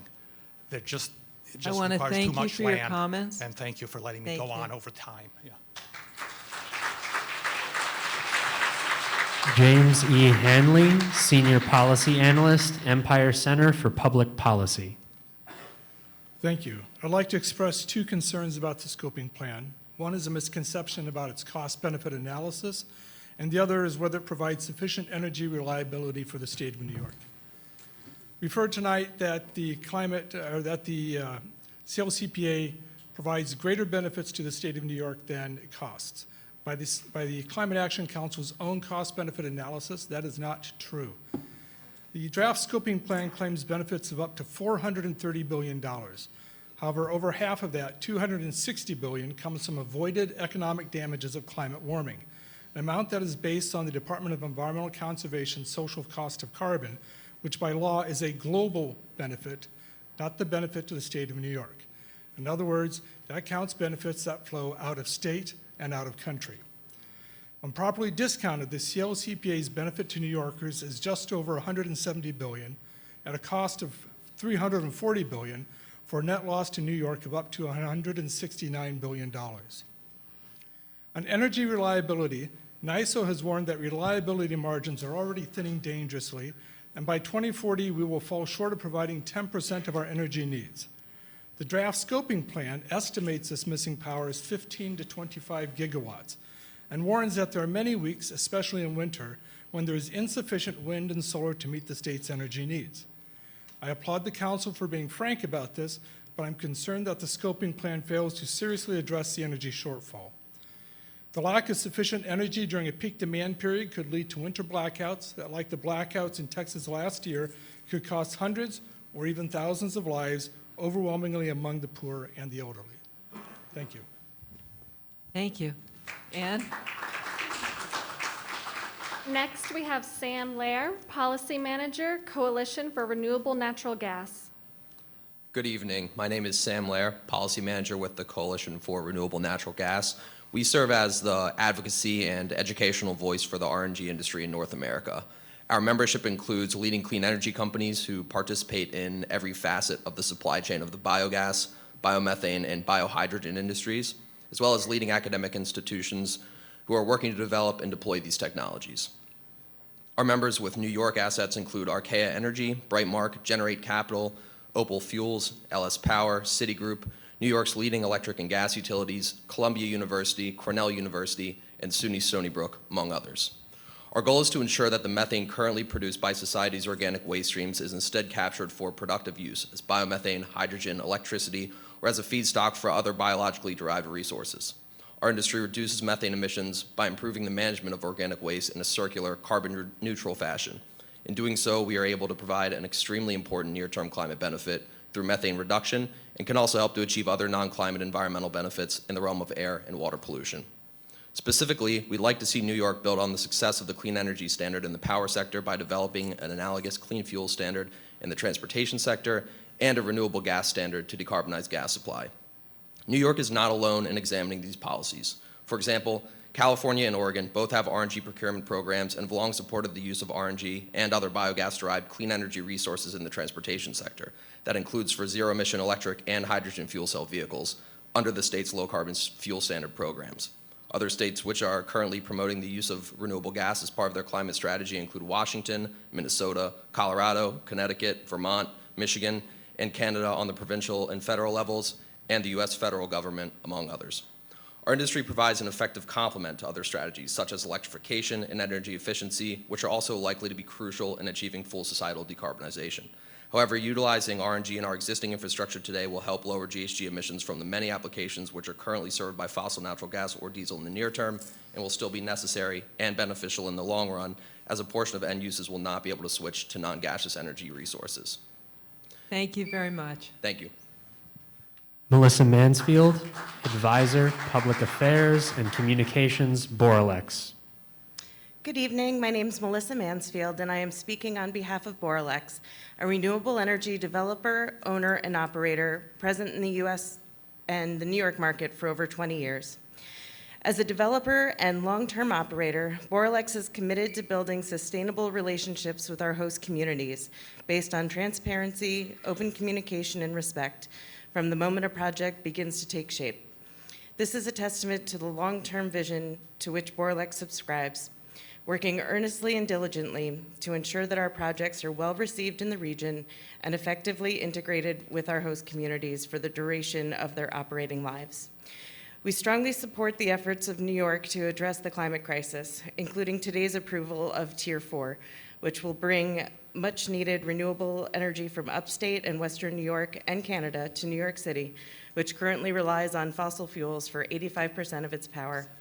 This will allow New York State to significantly progress towards meeting its climate goals and directly improve the quality of life in communities near fossil fuel plants.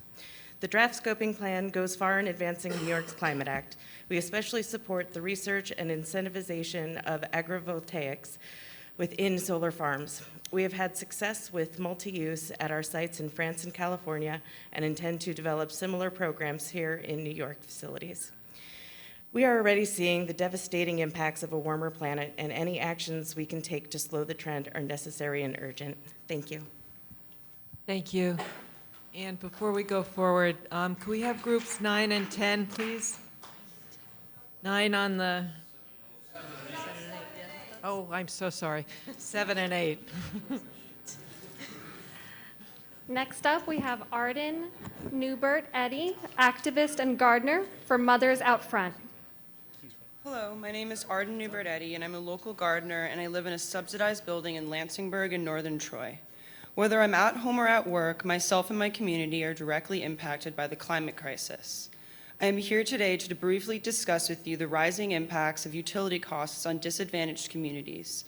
Many people are behind on more than just rent. Utility bills and car payments are just a couple of examples. Costs have become so high that many folks are forced to simply forego the payments, sacrificing their financial wellness in the process.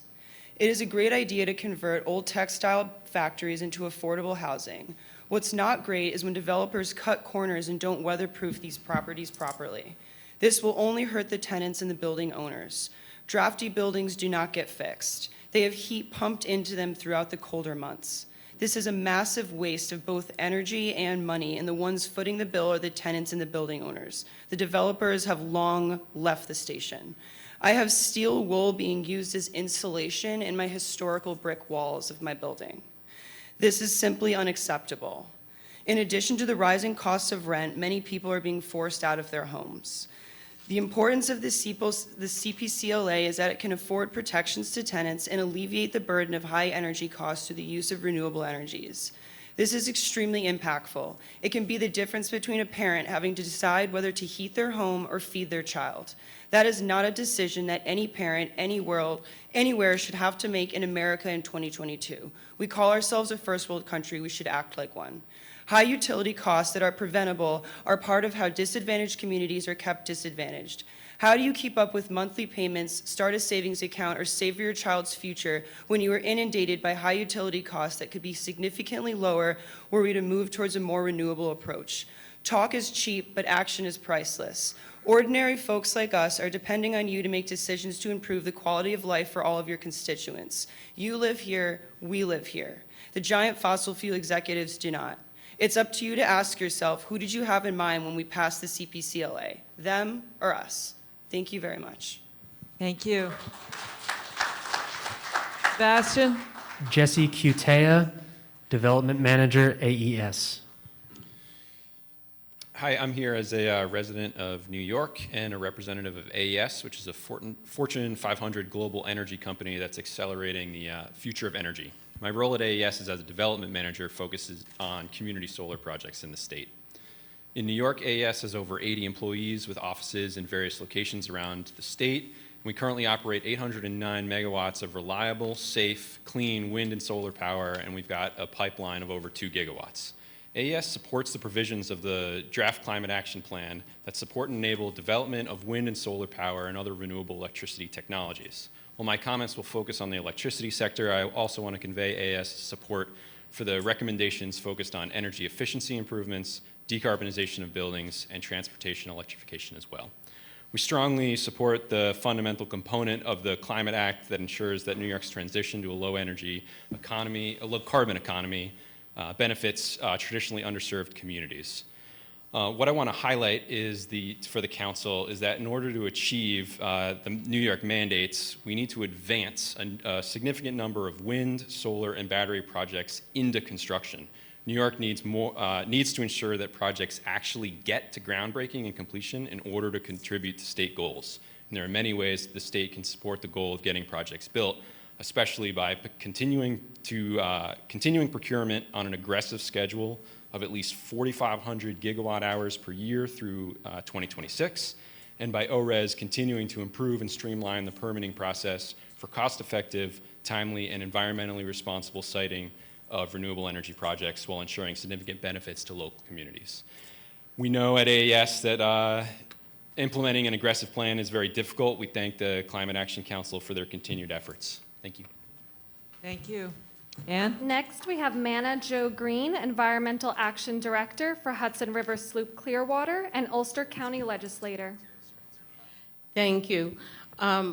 I want to say that both Clearwater and the Mid-Hudson Regional Sustainability Coalition Energy Working Group will be submitting in-depth comments. I want to highlight a few key points. One being that there needs to be an equitable sharing of the real costs of much-needed grid improvement, grid upgrades between the developer, the utility, and New York State, hopefully with some federal funding behind that.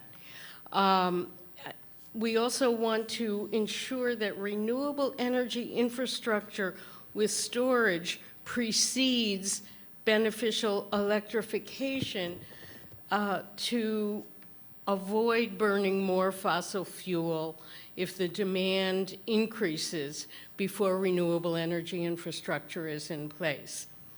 The utilities recently lowered the rebates on air source heat pumps, and that's an impediment to their implementation.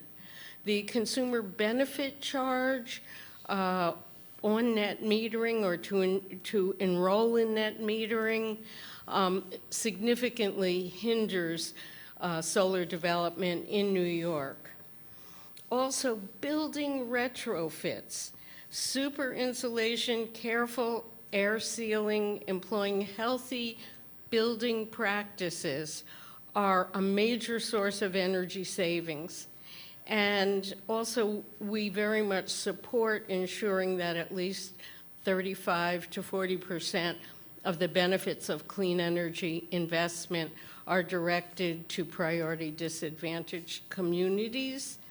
And I want to ask my brothers and sisters in labor, I was a nurse for more than 20 years, and I organized 2 union campaigns.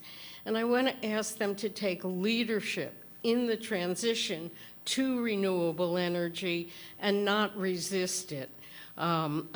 We should be working together for a just transition. And you have the enormous challenge of figuring out how to pay for this all.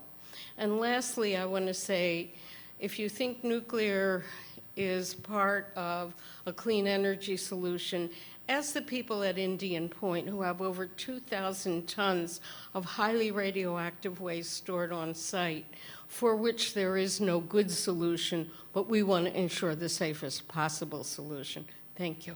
Thank you. Sebastian? Wayne Streitzman, Advisor, Best Fire Incorporated. Hi, my name is Wayne Streitzman. I'm here today on behalf of New York homeowners who currently use natural gas, propane, wood, pellet, and biomass as the primary energy source for their homes. I'm going to go off script on this because it just doesn't work. But, I'm the original founder of Best Fire Hearth and Patio, and our family started this business right here in the Capital District 45 years ago. So I have a little bit of experience in dealing with customers who come in, dealing with problems of cost and dependability. I also want to speak for more than 100 other hearth retail businesses in New York State that specialize in specialty hearth products such as wood, pellet, gas, propane, fuel fireplaces, stoves, and inserts. Our primary concern today is two. It's dependability and cost. And to that, I think we all know that we live in a cold climate here in the Northeast, and thus we need heat, we need dependability, and we need cost. In dealing with our clients over the years, cost was always a major factor, and in that, we've always recommended conservation first, saving, and then embrace whatever else is right for you. This is why I have to go on off thing.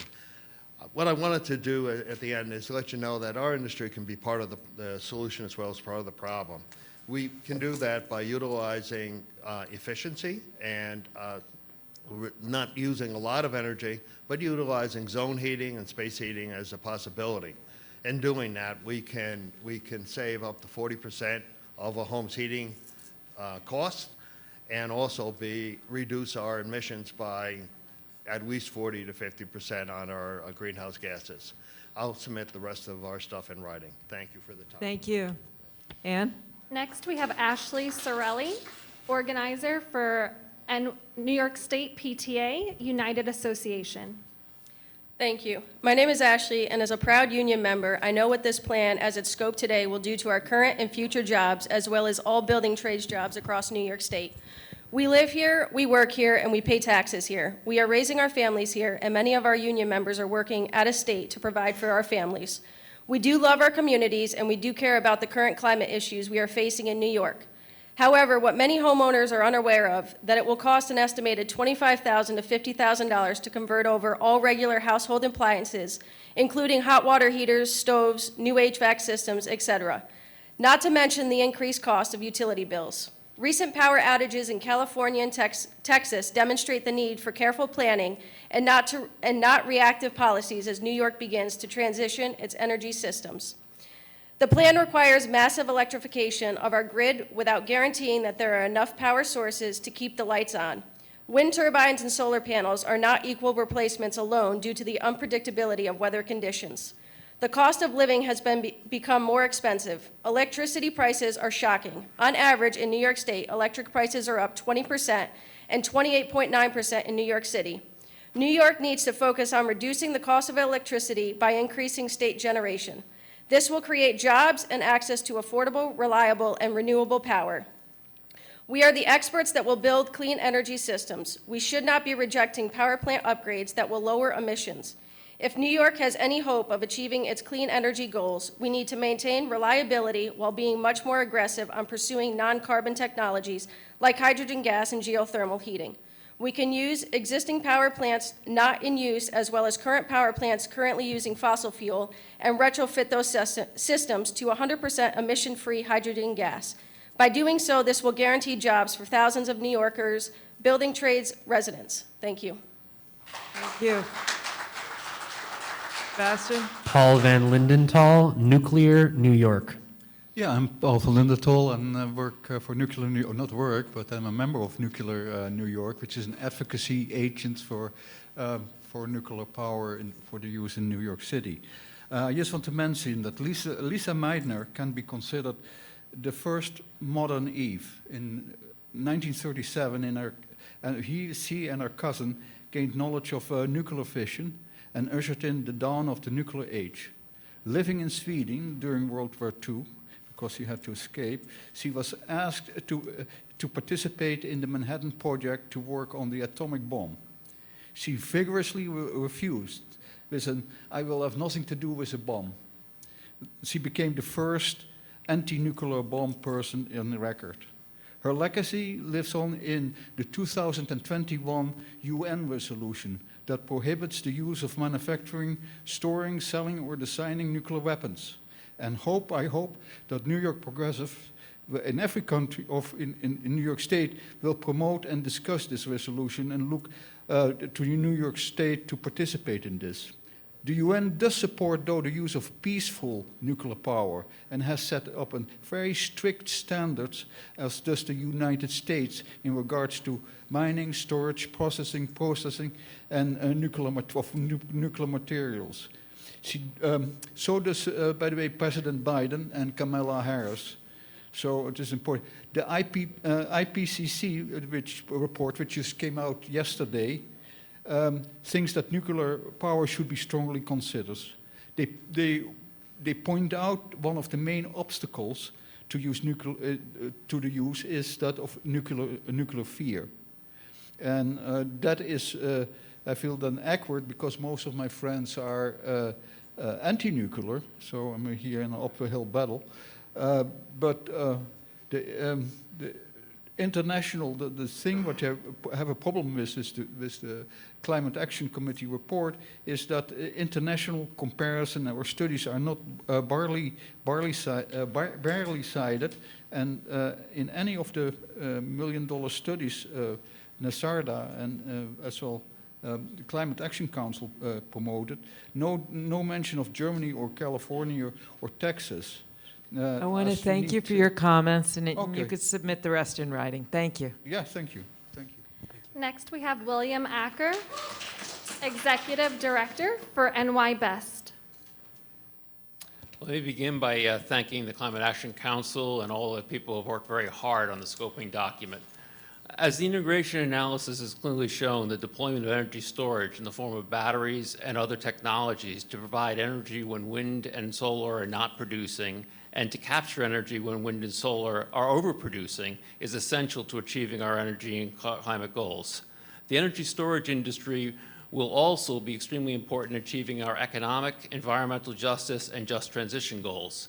New York State is positioned to be a leader in an energy storage sector with the potential to grow tens of thousands of high-quality jobs in the state.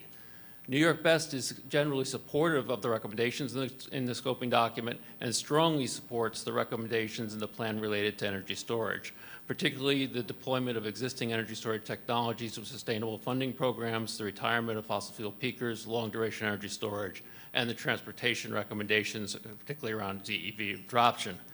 We support many other recommendations in the plan, and we'll be providing more details in our written comments.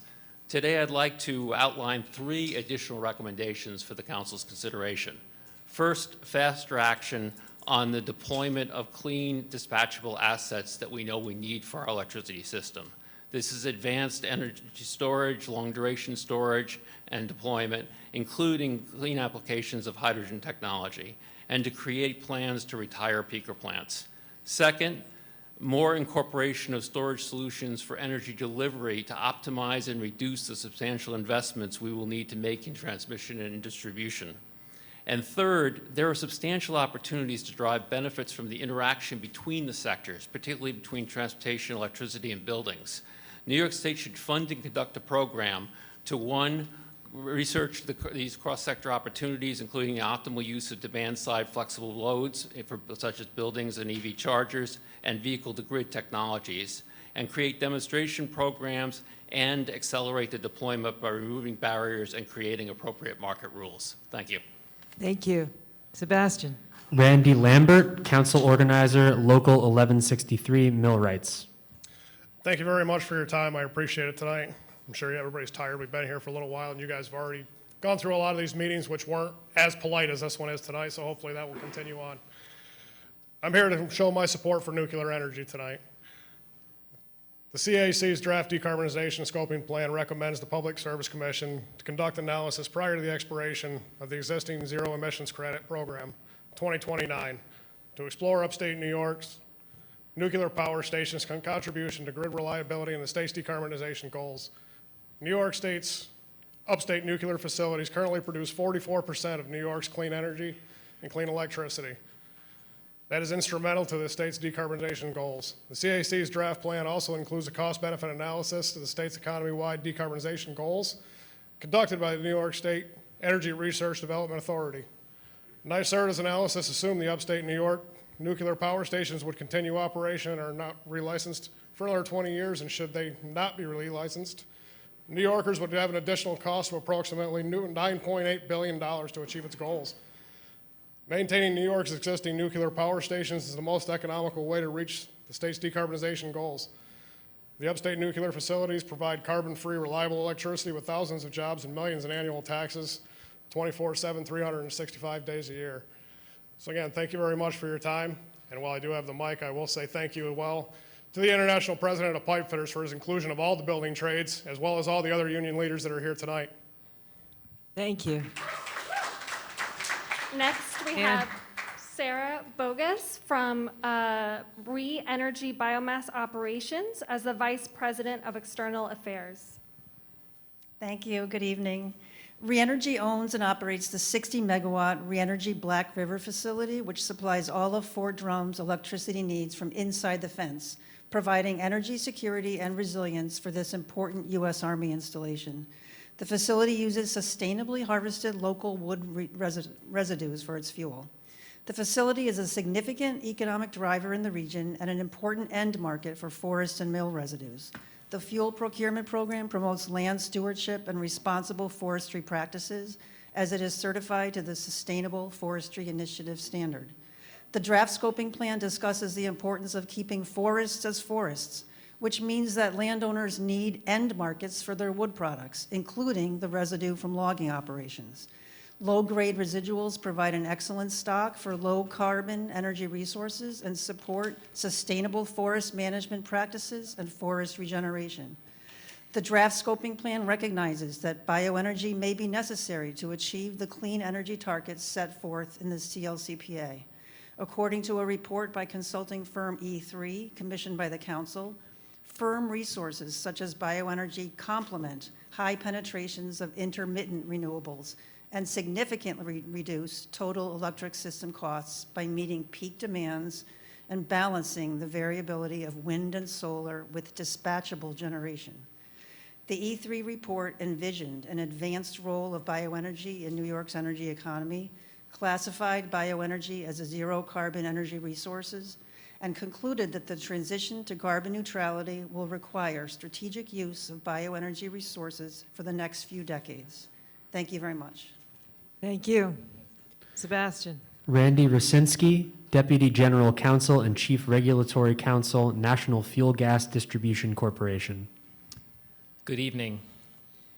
National Fuel is a natural gas utility that's been in the state for more than a century and serves a market of more than 1.2 million residents and businesses in Western New York. We support New York's greenhouse gas reduction goals and are committed to working with the state to achieve those goals in a responsible way that ensures safe, reliable, and affordable energy delivery for our customers. To successfully achieve the enormous energy transformation required by the CLCPA, one form of energy will be insufficient. Bans on natural gas service and appliances, closure of substantial portions of the natural gas system, or near complete economy-wide electrification are extraordinary measures that will impair energy reliability and increase costs for customers. The scoping plan should create a blueprint to optimize the natural gas system in concert with the electric system. Just as the electric system can be decarbonized with renewables like wind and solar, the natural gas system can be decarbonized using renewable natural gas and hydrogen.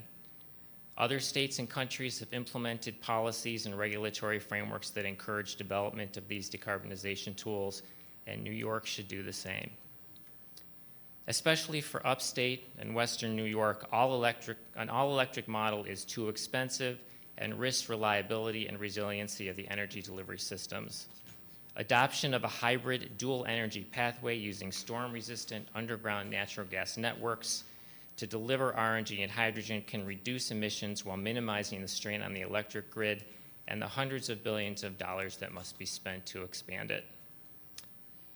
New York's climate goals can be reached with a balanced all-of-the-above approach that uses a mix of energy sources and doesn't impose unnecessary risks and burdens on the state's residents and businesses. We urge the Council to adopt a hybrid pathway that fully utilizes our existing gas and electric networks and recommend consideration of renewable gas standards similar to those adopted in other jurisdictions. Thank you. Thank you. Ann? Next is Ann Erling, climate concerned citizen from Albany, New York. Good evening. I'm a trained climate reality leader, a Lutheran, a member of the League of Women Voters, and most importantly, a mother whose children are in harm's way. Last year, the New York State League of Women Voters unanimously adopted a climate emergency resolution, enjoining all members to urge government leaders to issue declarations of climate emergency and take action at the scale you'd expect from an emergency. Climate projections within the lifespan of my two daughters describe an environment that is unlivable. So yes, we are in an unthinkable emergency. An unthinkable emergency calls for a set of directions, not just a set of possibilities. I applaud the Climate Action Council for laying out many excellent ideas and describing for us how many sectors must change, but we're late in the game, and we need to move beyond just invitations to act. We need the scoping plan to require, not just encourage, actions and reductions. We needed to set a timetable of ambitious annual targets, annual so that we have early feedback to know if we're succeeding and have time to pivot if we're not.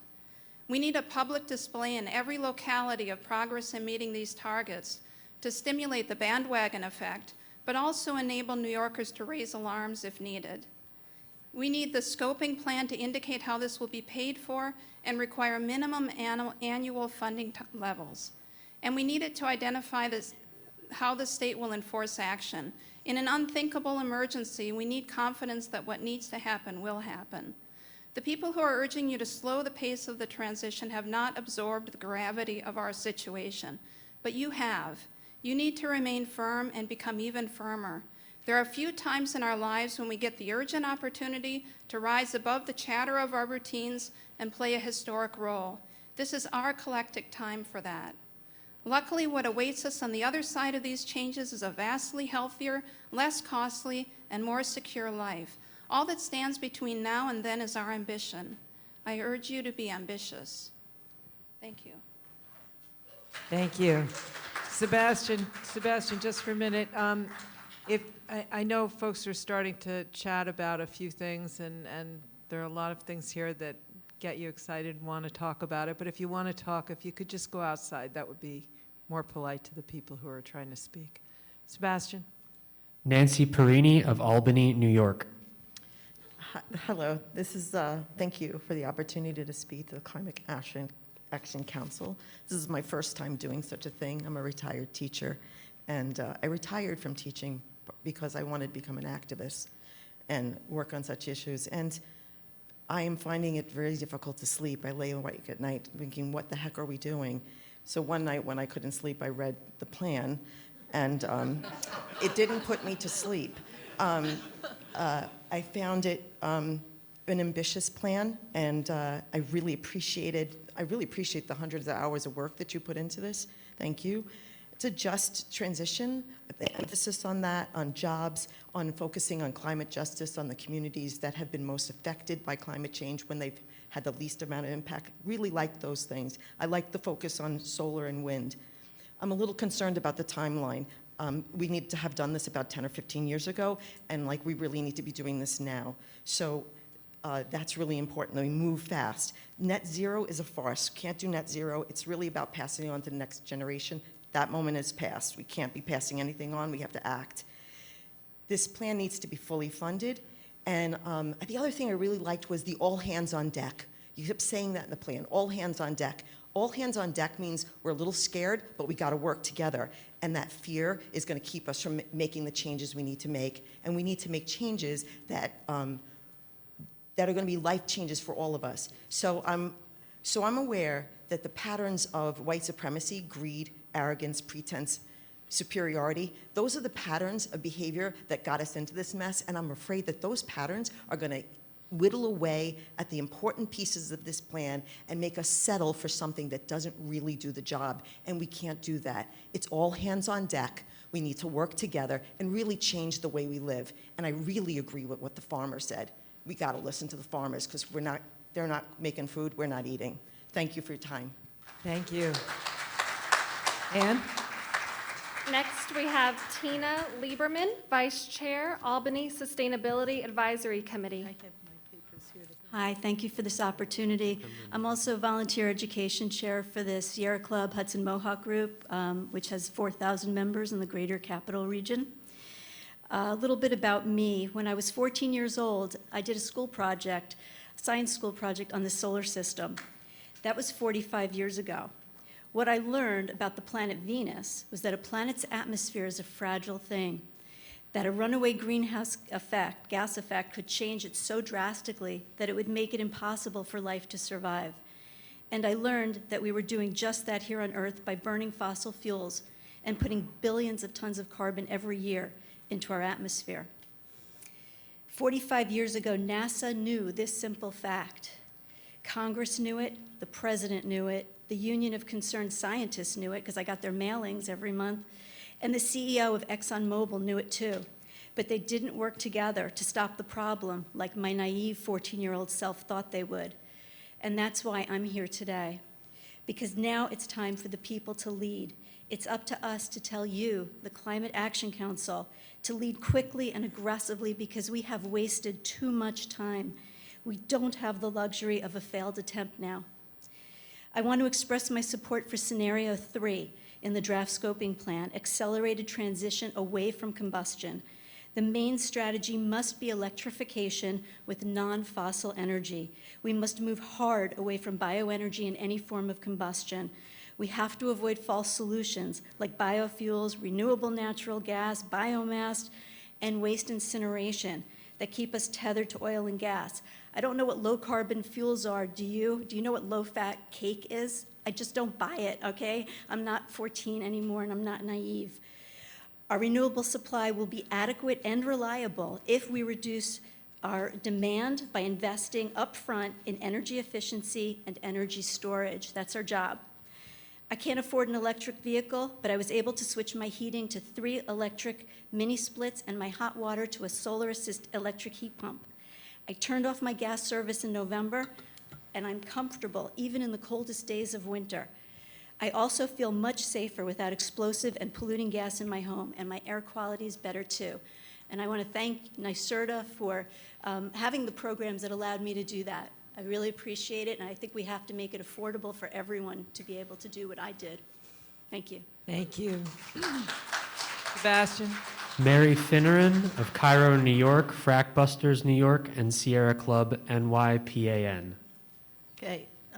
Language is critical. While the term natural gas is misleading and anathema to me, it is a term the vast majority of people use and understand, and I use it here. But it is not clean, even with smaller particulate matter, and its primary component is methane, a monstrous greenhouse gas emitter. Regarding fugitive emissions, New York State has well over 10,000 active natural gas wells, low-volume fracked and vertical. The fracking ban only stops high-volume fracking. Stopping all gas well production in the state is a mandated first step to stopping fugitive gas emissions, completely capping the wells, of course. Step 2 is to decommission all gas pipelines they leak. Natural gas as a fuel for power generation must be stopped. It needs to be mandated that while the rapid as possible transition is made to a carbon and methane-free power grid, the current power grid must be used exclusively to benefit the people's needs. Energy used for sustenance and human needs, including electrified vehicles and buildings, has to be the only acceptable use for the grid until we have achieved truly clean and green energy. Energy, regardless of power source, cannot be allowed for pure profit, proof-of-work cryptocurrency. Bitcoin alone uses 137.2 terawatt-hours globally per year. New York State uses 132. Cryptocurrency and energy vampire with climate-devastating implications was mentioned only once in the entire scoping document. Please thoroughly investigate the climate impacts of proof-of-work cryptocurrency. It is not sustainable. The IPCC is worth repeating. It is now or never if we want to limit global warming to 1.5 centigrade. Without immediate and deep emission reductions across all sectors, it will be impossible. For the kids, please. Thank you. Can we get groups 9 and 10, please? Ann? This is Ken Pulaski, VP of Business Councils of New York State, Inc. Great, thank you. Good evening, everyone. On behalf of the Business Council and the 3,500 businesses and organizations we represent, we appreciate the opportunity to share comments with the council members tonight. We'll be submitting detailed written comments by the June 10th deadline. New York has been, and under the CLCPA, will continue to be a national leader in clean energy and environmental protections. I think some people forget, but pre-CLCPA, New York was already the most carbon-efficient state economy in the U.S., with our emissions per dollar of economic output only 43% of the national average. Now, achieving the CLCPA's ambitious carbon reduction and renewable generation deployment goals will pose significant technical, financial, and political challenges. It will take careful planning to ensure that both effective and affordable implementation. We share concerns we've heard from many of our companies about the costs, and to address the cost concerns and other practical concerns about CLCPA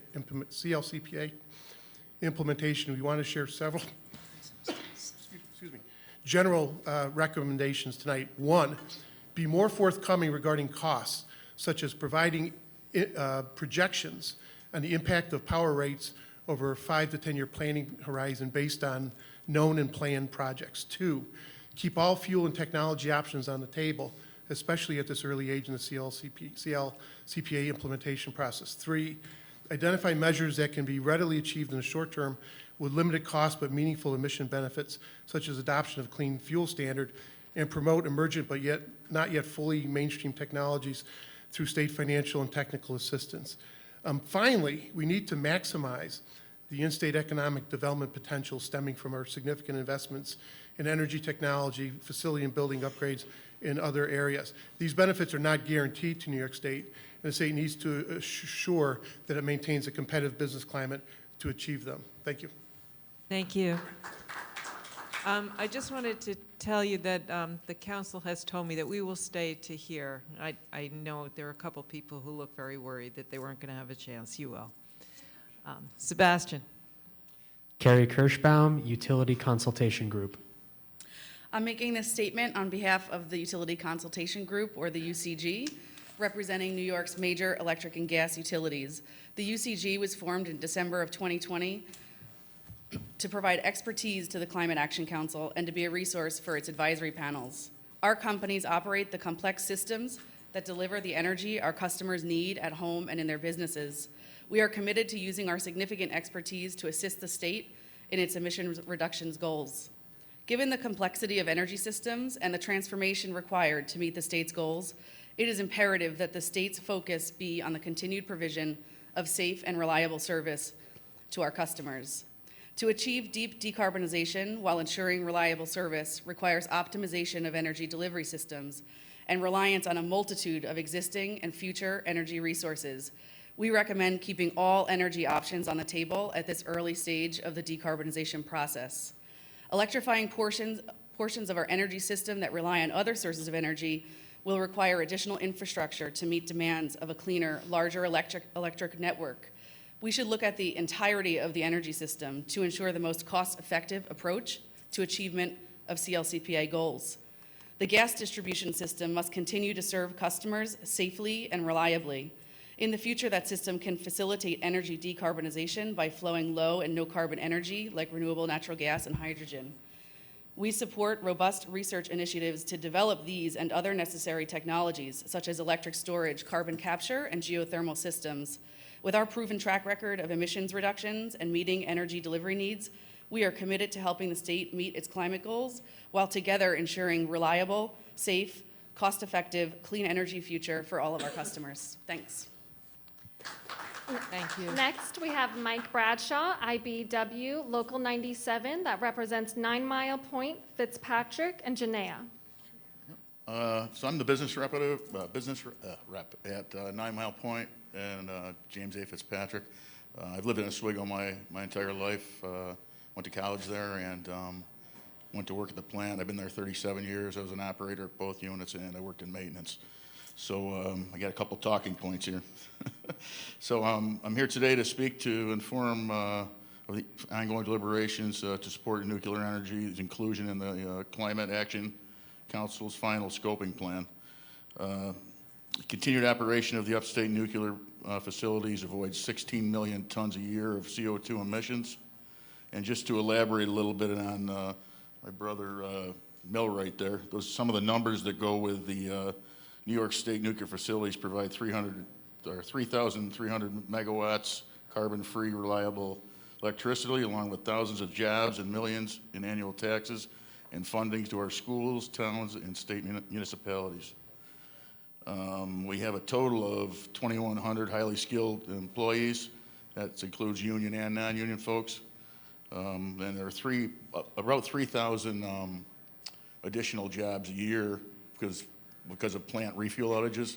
So we bring in trade unions to fill those positions. Okay, and 30 seconds. About 25,000 indirect jobs, trickle down effect, doing work with the local, small businesses and that type of thing, and over 125 million in state and local taxes. The facility meets the highest standards of reliability and safety, meticulously maintained with continuous investments, and we are positioned to run for decades, as long as we can be relicensed. 2028 for a couple of the plants. Probably getting down there now. We appreciate the work the Climate Action Control Committee has done, and this is an important topic for the IBEW local, and strongly encourages nuclear energy inclusion in the council's final scoping plan. Thank you. Thank you. Xanthi Plymel, Zero Waste Capital District. Hello. I wanted to thank everyone for giving us a chance to speak today. I wanted to say that I'm 20 years old and I spend most of my free time thinking about sustainable waste management. Many people, including my family, think that's pretty weird, but sometimes that's what you have to do when your future hangs in the balance due to climate change. I think the action plan is very impressive in many ways. I wanted to make a couple comments about Chapter 16, the waste section. In order to achieve environmental justice, the climate plan must take into account pollution and toxicity associated with waste management. My first concern lies in waste to energy or waste incineration programs. These facilities, I feel, are incompatible with climate action and climate justice. Most trash incinerators are located and built within marginalized communities. New York State incinerators are known to produce high levels of cancer-causing air pollutants and higher levels of cancer-causing air pollutants as compared to other forms of power generation. I also find that waste incineration programs are more expensive and produce less energy than other concepts. As we are in the city of Albany, I feel it should also be mentioned, the Answers plant, though it is now closed, caused a lot of respiratory issues in the Sheridan Hollow community, and if we promoted this, I feel it would be a step backwards. My second concern relates to the beneficial use of biosolids and the promotion of co-digestion of food scraps with sewage sludge. All biosolids comprised of sewage sludge contain high levels of PFAS, the forever chemical. PFAS pose a real danger to human health, and I can view them as the lead of our generation. And that is essentially all I have to say. My strong recommendation is to prioritize scenario 3 of the Climate Action Plan. Thank you again. Thank you. Next, we have Daniel Mackhold, business representative from IBW Local 97. Thanks. Thank you for the opportunity to speak to you today about this important topic. As advertised, my name is Daniel Mackhold, and I'm currently a business representative with IBEW Local 97 here in upstate New York. I cover a very different field of work than the previous speaker at this mic. I've been working in the natural gas industry, utility industry, for 33 years now. Natural gas burns cleanly, more cleanly than any other fossil fuel, is safe when handled properly, and has been the economical choice for consumers in New York State for decades. Natural gas should be the bridge to our new energy future. We implore the Council and New York State, do not ban natural gas or curtail it until realistic, permanent solutions are in place. I would also ask that you consider renewable natural gas and green hydrogen as solutions that will work well while we transition to other emerging technologies. Our industry has adapted and continues to adapt to changes in modernization, and our people have always been up to the challenge. We are professionals in our field, and we must have a seat at the table to ensure a just transition. Our state's success implementing CLCPA will depend on remaining flexible, persistent research and development, and collaboration by all stakeholders. We are utility professionals. We are the ones who keep lights and heat on, and we need to be included in the process. Thank you for your time. Thank you. Bastian. Joe Foskett, Invenergy, LLC. Good evening, council members. My name is Joe Foskett, and I'm Director of Government Affairs for Invenergy. Invenergy is the largest privately held global developer, owner, and operator of sustainable energy solutions, having contracted or built over 30 gigawatts of clean energy projects worldwide. Invenergy is the lead developer for the Invenergy Wind offshore project and is the only American-led enterprise in the New York Bight. And obviously, we're all thrilled with today's news from the PSC that Clean Path's Tier 4 contract's been approved. Invenergy strongly supports the Climate Action Council's draft scoping plan in its entirety, including the bold strategies focused on the electricity sector. Since our first New York wind farm began operation in 2009, Invenergy has been eager to help build the state's clean energy future. Right now, our 5 fully operational projects and the over 20 additional wind, solar, and storage projects currently under development represent 2 gigawatts of new clean power for New York State. The energy transition set in motion by the Climate Leadership and Community Protection Act will require the deployment of significant new renewable energy systems, energy storage, and transmission to decarbonize the power generation sector by 2040 and for the state to achieve net zero emissions by 2050. However, as you're certainly well aware, there are some sectors that have difficult to mitigate processes, which we believe could be best addressed through the use of green hydrogen. Invenergy supports the production and use of green hydrogen, not only to mitigate these difficult to decarbonize uses, but also to act as a complement to electrification and the overall decarbonization of the grid. Last, we know firsthand the importance of outreach and collaboration with local communities. We strongly agree with the draft scoping plan's recommendation that the state continue its engagement, outreach, and education and support to local communities, municipalities, and residents to ensure the benefits of the new green economy reaches every corner of New York State. Thank you very much for your, allowing me to provide some comments tonight, and we certainly look forward to helping New York build its energy future going forward. Thank you. Ann? Next, we have Larissa Borglum from Extinction Rebellion. Good evening, everyone. My name is Larissa Borglum. I'm a supporter of the Sierra Club, a student of environmental policy at UAlbany, and a member of the Capital District's local chapter of Extinction Rebellion. Extinction Rebellion is a global movement of activists who use nonviolent direct action to urge governments and corporations to take swift action on the climate. At our core, one of our demands is that governments bring about a just transition to a sustainable way of life that prioritizes the most vulnerable and disadvantaged, including but not limited to indigenous communities, African American communities, unhoused people, the elderly, the disabled, and the rural poor. The New York Climate Action Council scoping plan presents an opportunity for New York State to be a leader in such a transition. With a just transition, I envision a future where there is an abundance of green jobs, where historical injustices are remediated as much as possible, and frankly, where our children and grandchildren have a livable planet. Governments have known about the threat of global warming for decades, and we are now at the point where there is no more time to waste. We must implement an assertive scoping plan with no compromises, and no compromises to me means listening to communities, maintaining a healthy skepticism of corporate interests, even green ones, and I believe it means saying no to trash incineration and including nuclear power in the solution. Thank you. Thank you. Sebastian. Hassan Harris Wilcher, Clifton Park, New York, owner of HW Solutions and biomedical technician.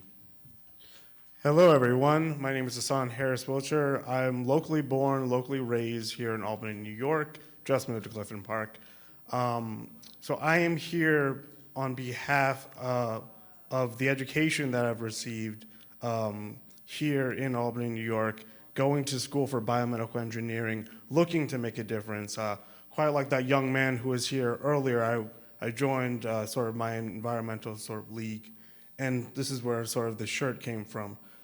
Save the planet, duct tape won't solve everything.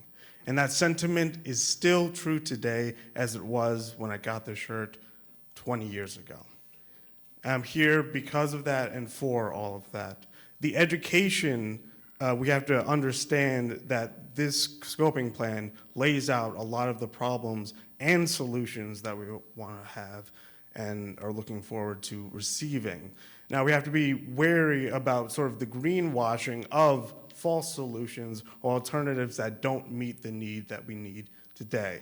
As a young child, if you can understand the fact that the planet and the carbon sort of recycling, you know, if we burn more fuel than the trees can sort of recycle, well, you have a deficit going up into the stratosphere.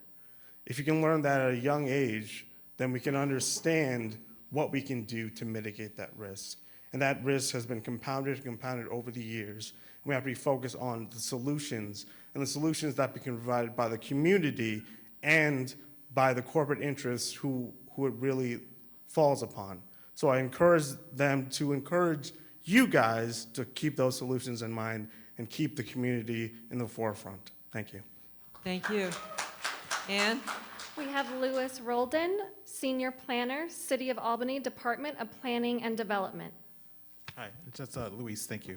My name is Luis Roldan, and I'm a resident of the South End neighborhood and in the City of Albany. I'm speaking on my perspective as a planner and a resident in support of Scenario 3. As a city planner, I've dived deep into the history of systemic racism in our city. What I'm finding is that our city is so segregated. Where you are born has a high determinant factor to your social determinants of health and access to opportunities. My community members in the South End continue to be disproportionately affected by high utility bills. With some of the lowest incomes in the entire metropolitan statistical area in the South End, along with other historically redlined communities, they were systematically excluded from a fair opportunity to build the wealth and resources to weather market instabilities in the energy market or invest in energy-saving strategies like weatherization and alternative energy production. The segregation in our city has worsened over the past 20 years. Poverty is concentrated in our historically redlined neighborhoods. I feel that the rising expenses related to utilities and increasing rent will contribute to even more evictions and displacement in my neighborhood. I grew up in Queens in an immigrant household where we held nothing for granted and fought for everything. We always found a way to scrape things together, but we were lucky. I don't know what would have happened if the rising cost of utilities forced us to make difficult choices between grocery bills, rent, and energy costs. I don't take the privilege I hold today lightly. I could have become another statistic very easily. I honor my community here today as a first-generation graduate and a dedicated public servant, hoping no one in the South End will have to make a difficult choice that energy insecurity will place on them. Energy is a human right. We need guarantees that we will make the most rapid transition to renewable energy possible while making sure it will be affordable to all. Thank you. Thank you. Sebastian? Hayden, activist, Citizen Action. Hi, everyone. My name is Sister Payton. I'm an activist and an educator with Citizen Action. I grew up in affordable housing. At what cost? There is an incinerator in every building, a total of 8 buildings. Fine particles are released, which are health hazards, linking to cancer, respiratory issues, and more. Imagine the constant smell of toxic burning waste every day and every night. Now imagine your mother at 34 being diagnosed with cancer and going to chemotherapy and coming home and inhaling that toxic burning waste for 2 years until her death at 36. There are actually faces behind these statistics. It might be too late for my mother, but it isn't too late for the next generation. We need the target set by the CLCPA. We need a just transition, and we need it now. Climate can't wait. My family can't wait. My community can't wait. Thank you for your time. Thank you. Ann? Next, we have Douglas Wadsworth, Amsterdam, New York, member of Glen Farmland. Thank you for the opportunity to hear my opinions. Solar and wind turbines are not currently viable as a source of energy for the way that we consume power. The technologies are in their infancy, and they're not commercially viable and rely on subsidies. Technology develops quickly. A better consideration would be to allocate money to research technology that would allow us to retrofit our homes to consume DC power for distributed solar and wind installations that are not connected to the energy grid. Centralized solar farms are just destroying prime farmland. The solar fields the solar field technology will quickly become, the current solar technology will quickly become obsolete, leaving landowners exposed and leaving communities without their promised host payments. Wind turbines are also littering New York, upstate New York, with visual noise, and environmental pollution. Both wind and solar provide no current return on investment for the existing technology. In addition, we don't have the ideal weather conditions for either. New York is hardly the sunshine state.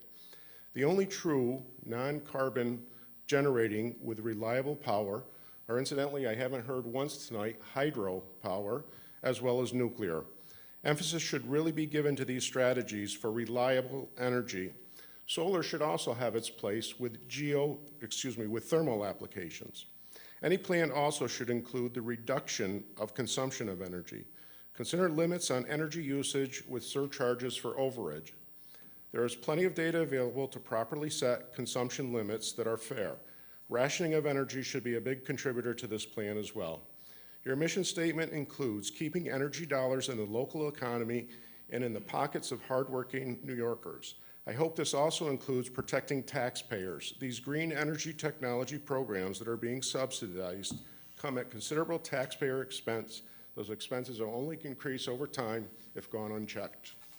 Thank you. Thank you. Sebastian. Evan Stritzman, Best Fire. I strongly support climate advocacy in the quest to lower emissions. Our business has been open since 1977 and formed on that basis. We currently employ 35 plus people, all of whom support their families, and most employees have been with us for over 15 years. We specialize in specialty fireplace products, wood, pellet, and natural gas fueled fireplace stoves and inserts. The Climate Action Council's draft scoping plan as it stands will have negative impact on our business, as 85% of the products that we sell burn natural gas or propane. Furthermore, these units are not just for show. These appliances are heavily regulated by the EPA and are designed to be efficient heating sources that can burn during power outages, which happen frequently in New York. By banning the use of natural gas and propane in New York, a reliable and efficient source of heat will be taken away from all residents in the state while destroying the numerous small businesses just like ours. We will be forced to let go of many of our employees, drastically scale back the products and services we offer, and a loss of enormous amount of income. That's 35 families and hundreds of residents in this state that will be negatively impacted by this draft scoping plan. Not to mention the impact of the peripheral businesses as well.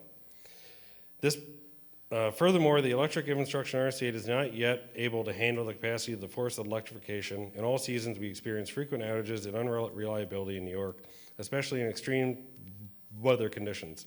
Natural gas is 99% storm-proof. This unreliability is one of the main reasons that people opt for natural gas and propane heating products in our harsh winters, as they need a heat source that will work, especially in the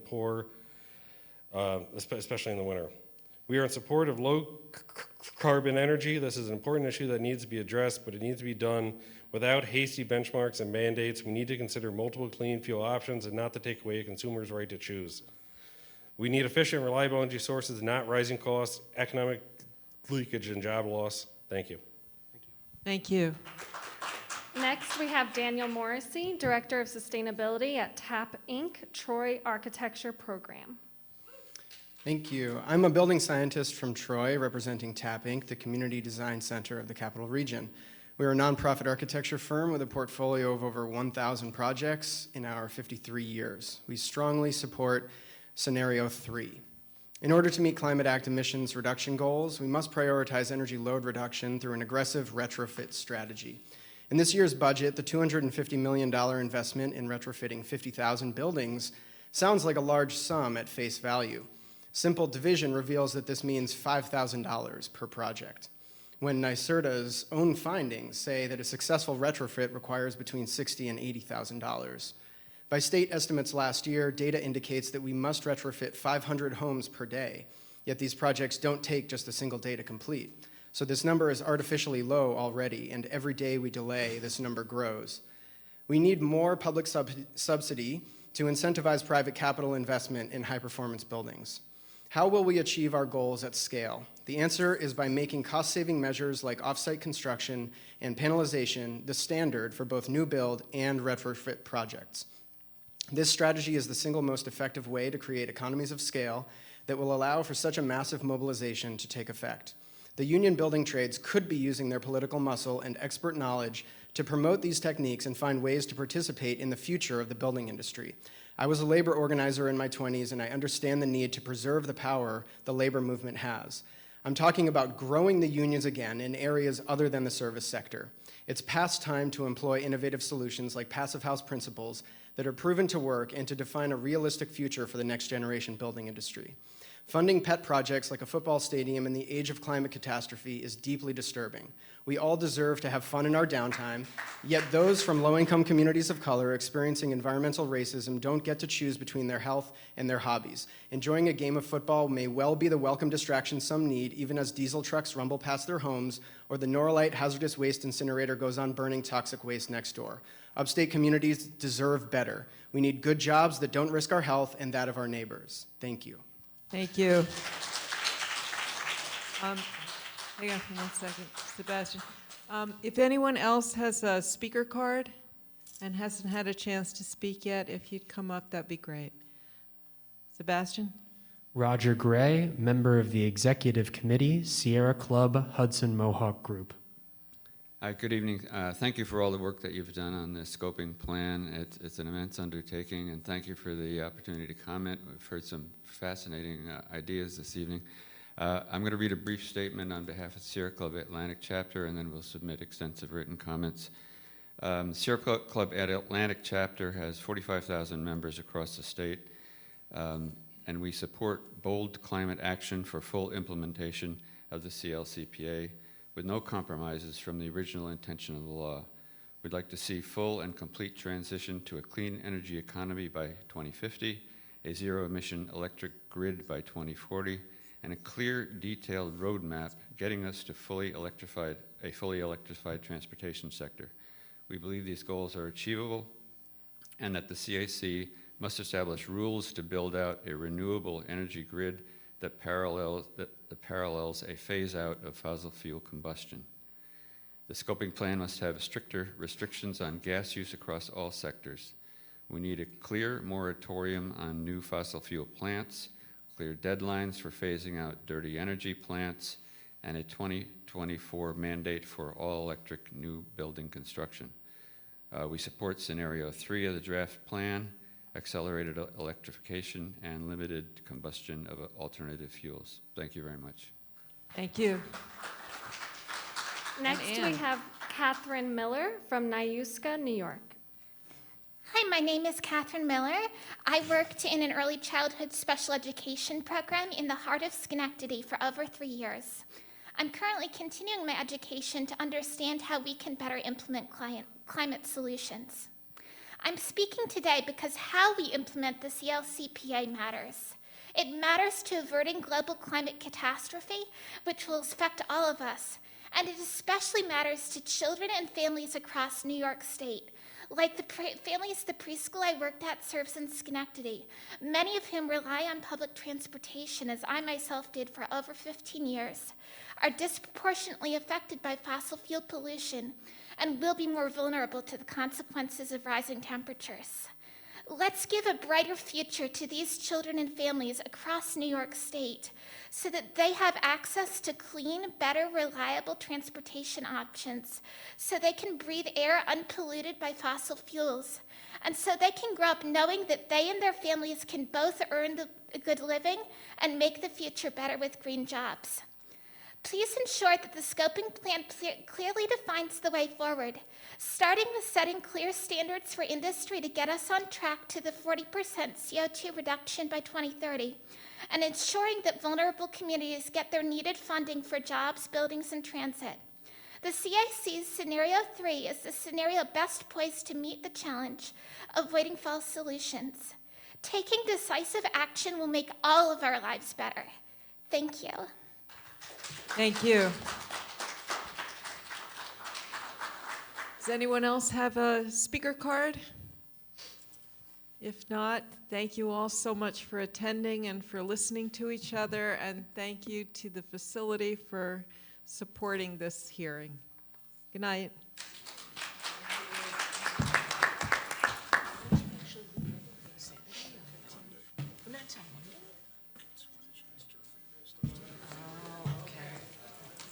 What are you going to do without us next week?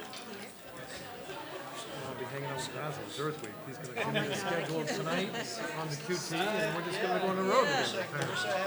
I know. Well, I guess we have a meeting, right? Okay, so I guess there's that. All good. It'll come together. It's been slightly chaotic. Yeah.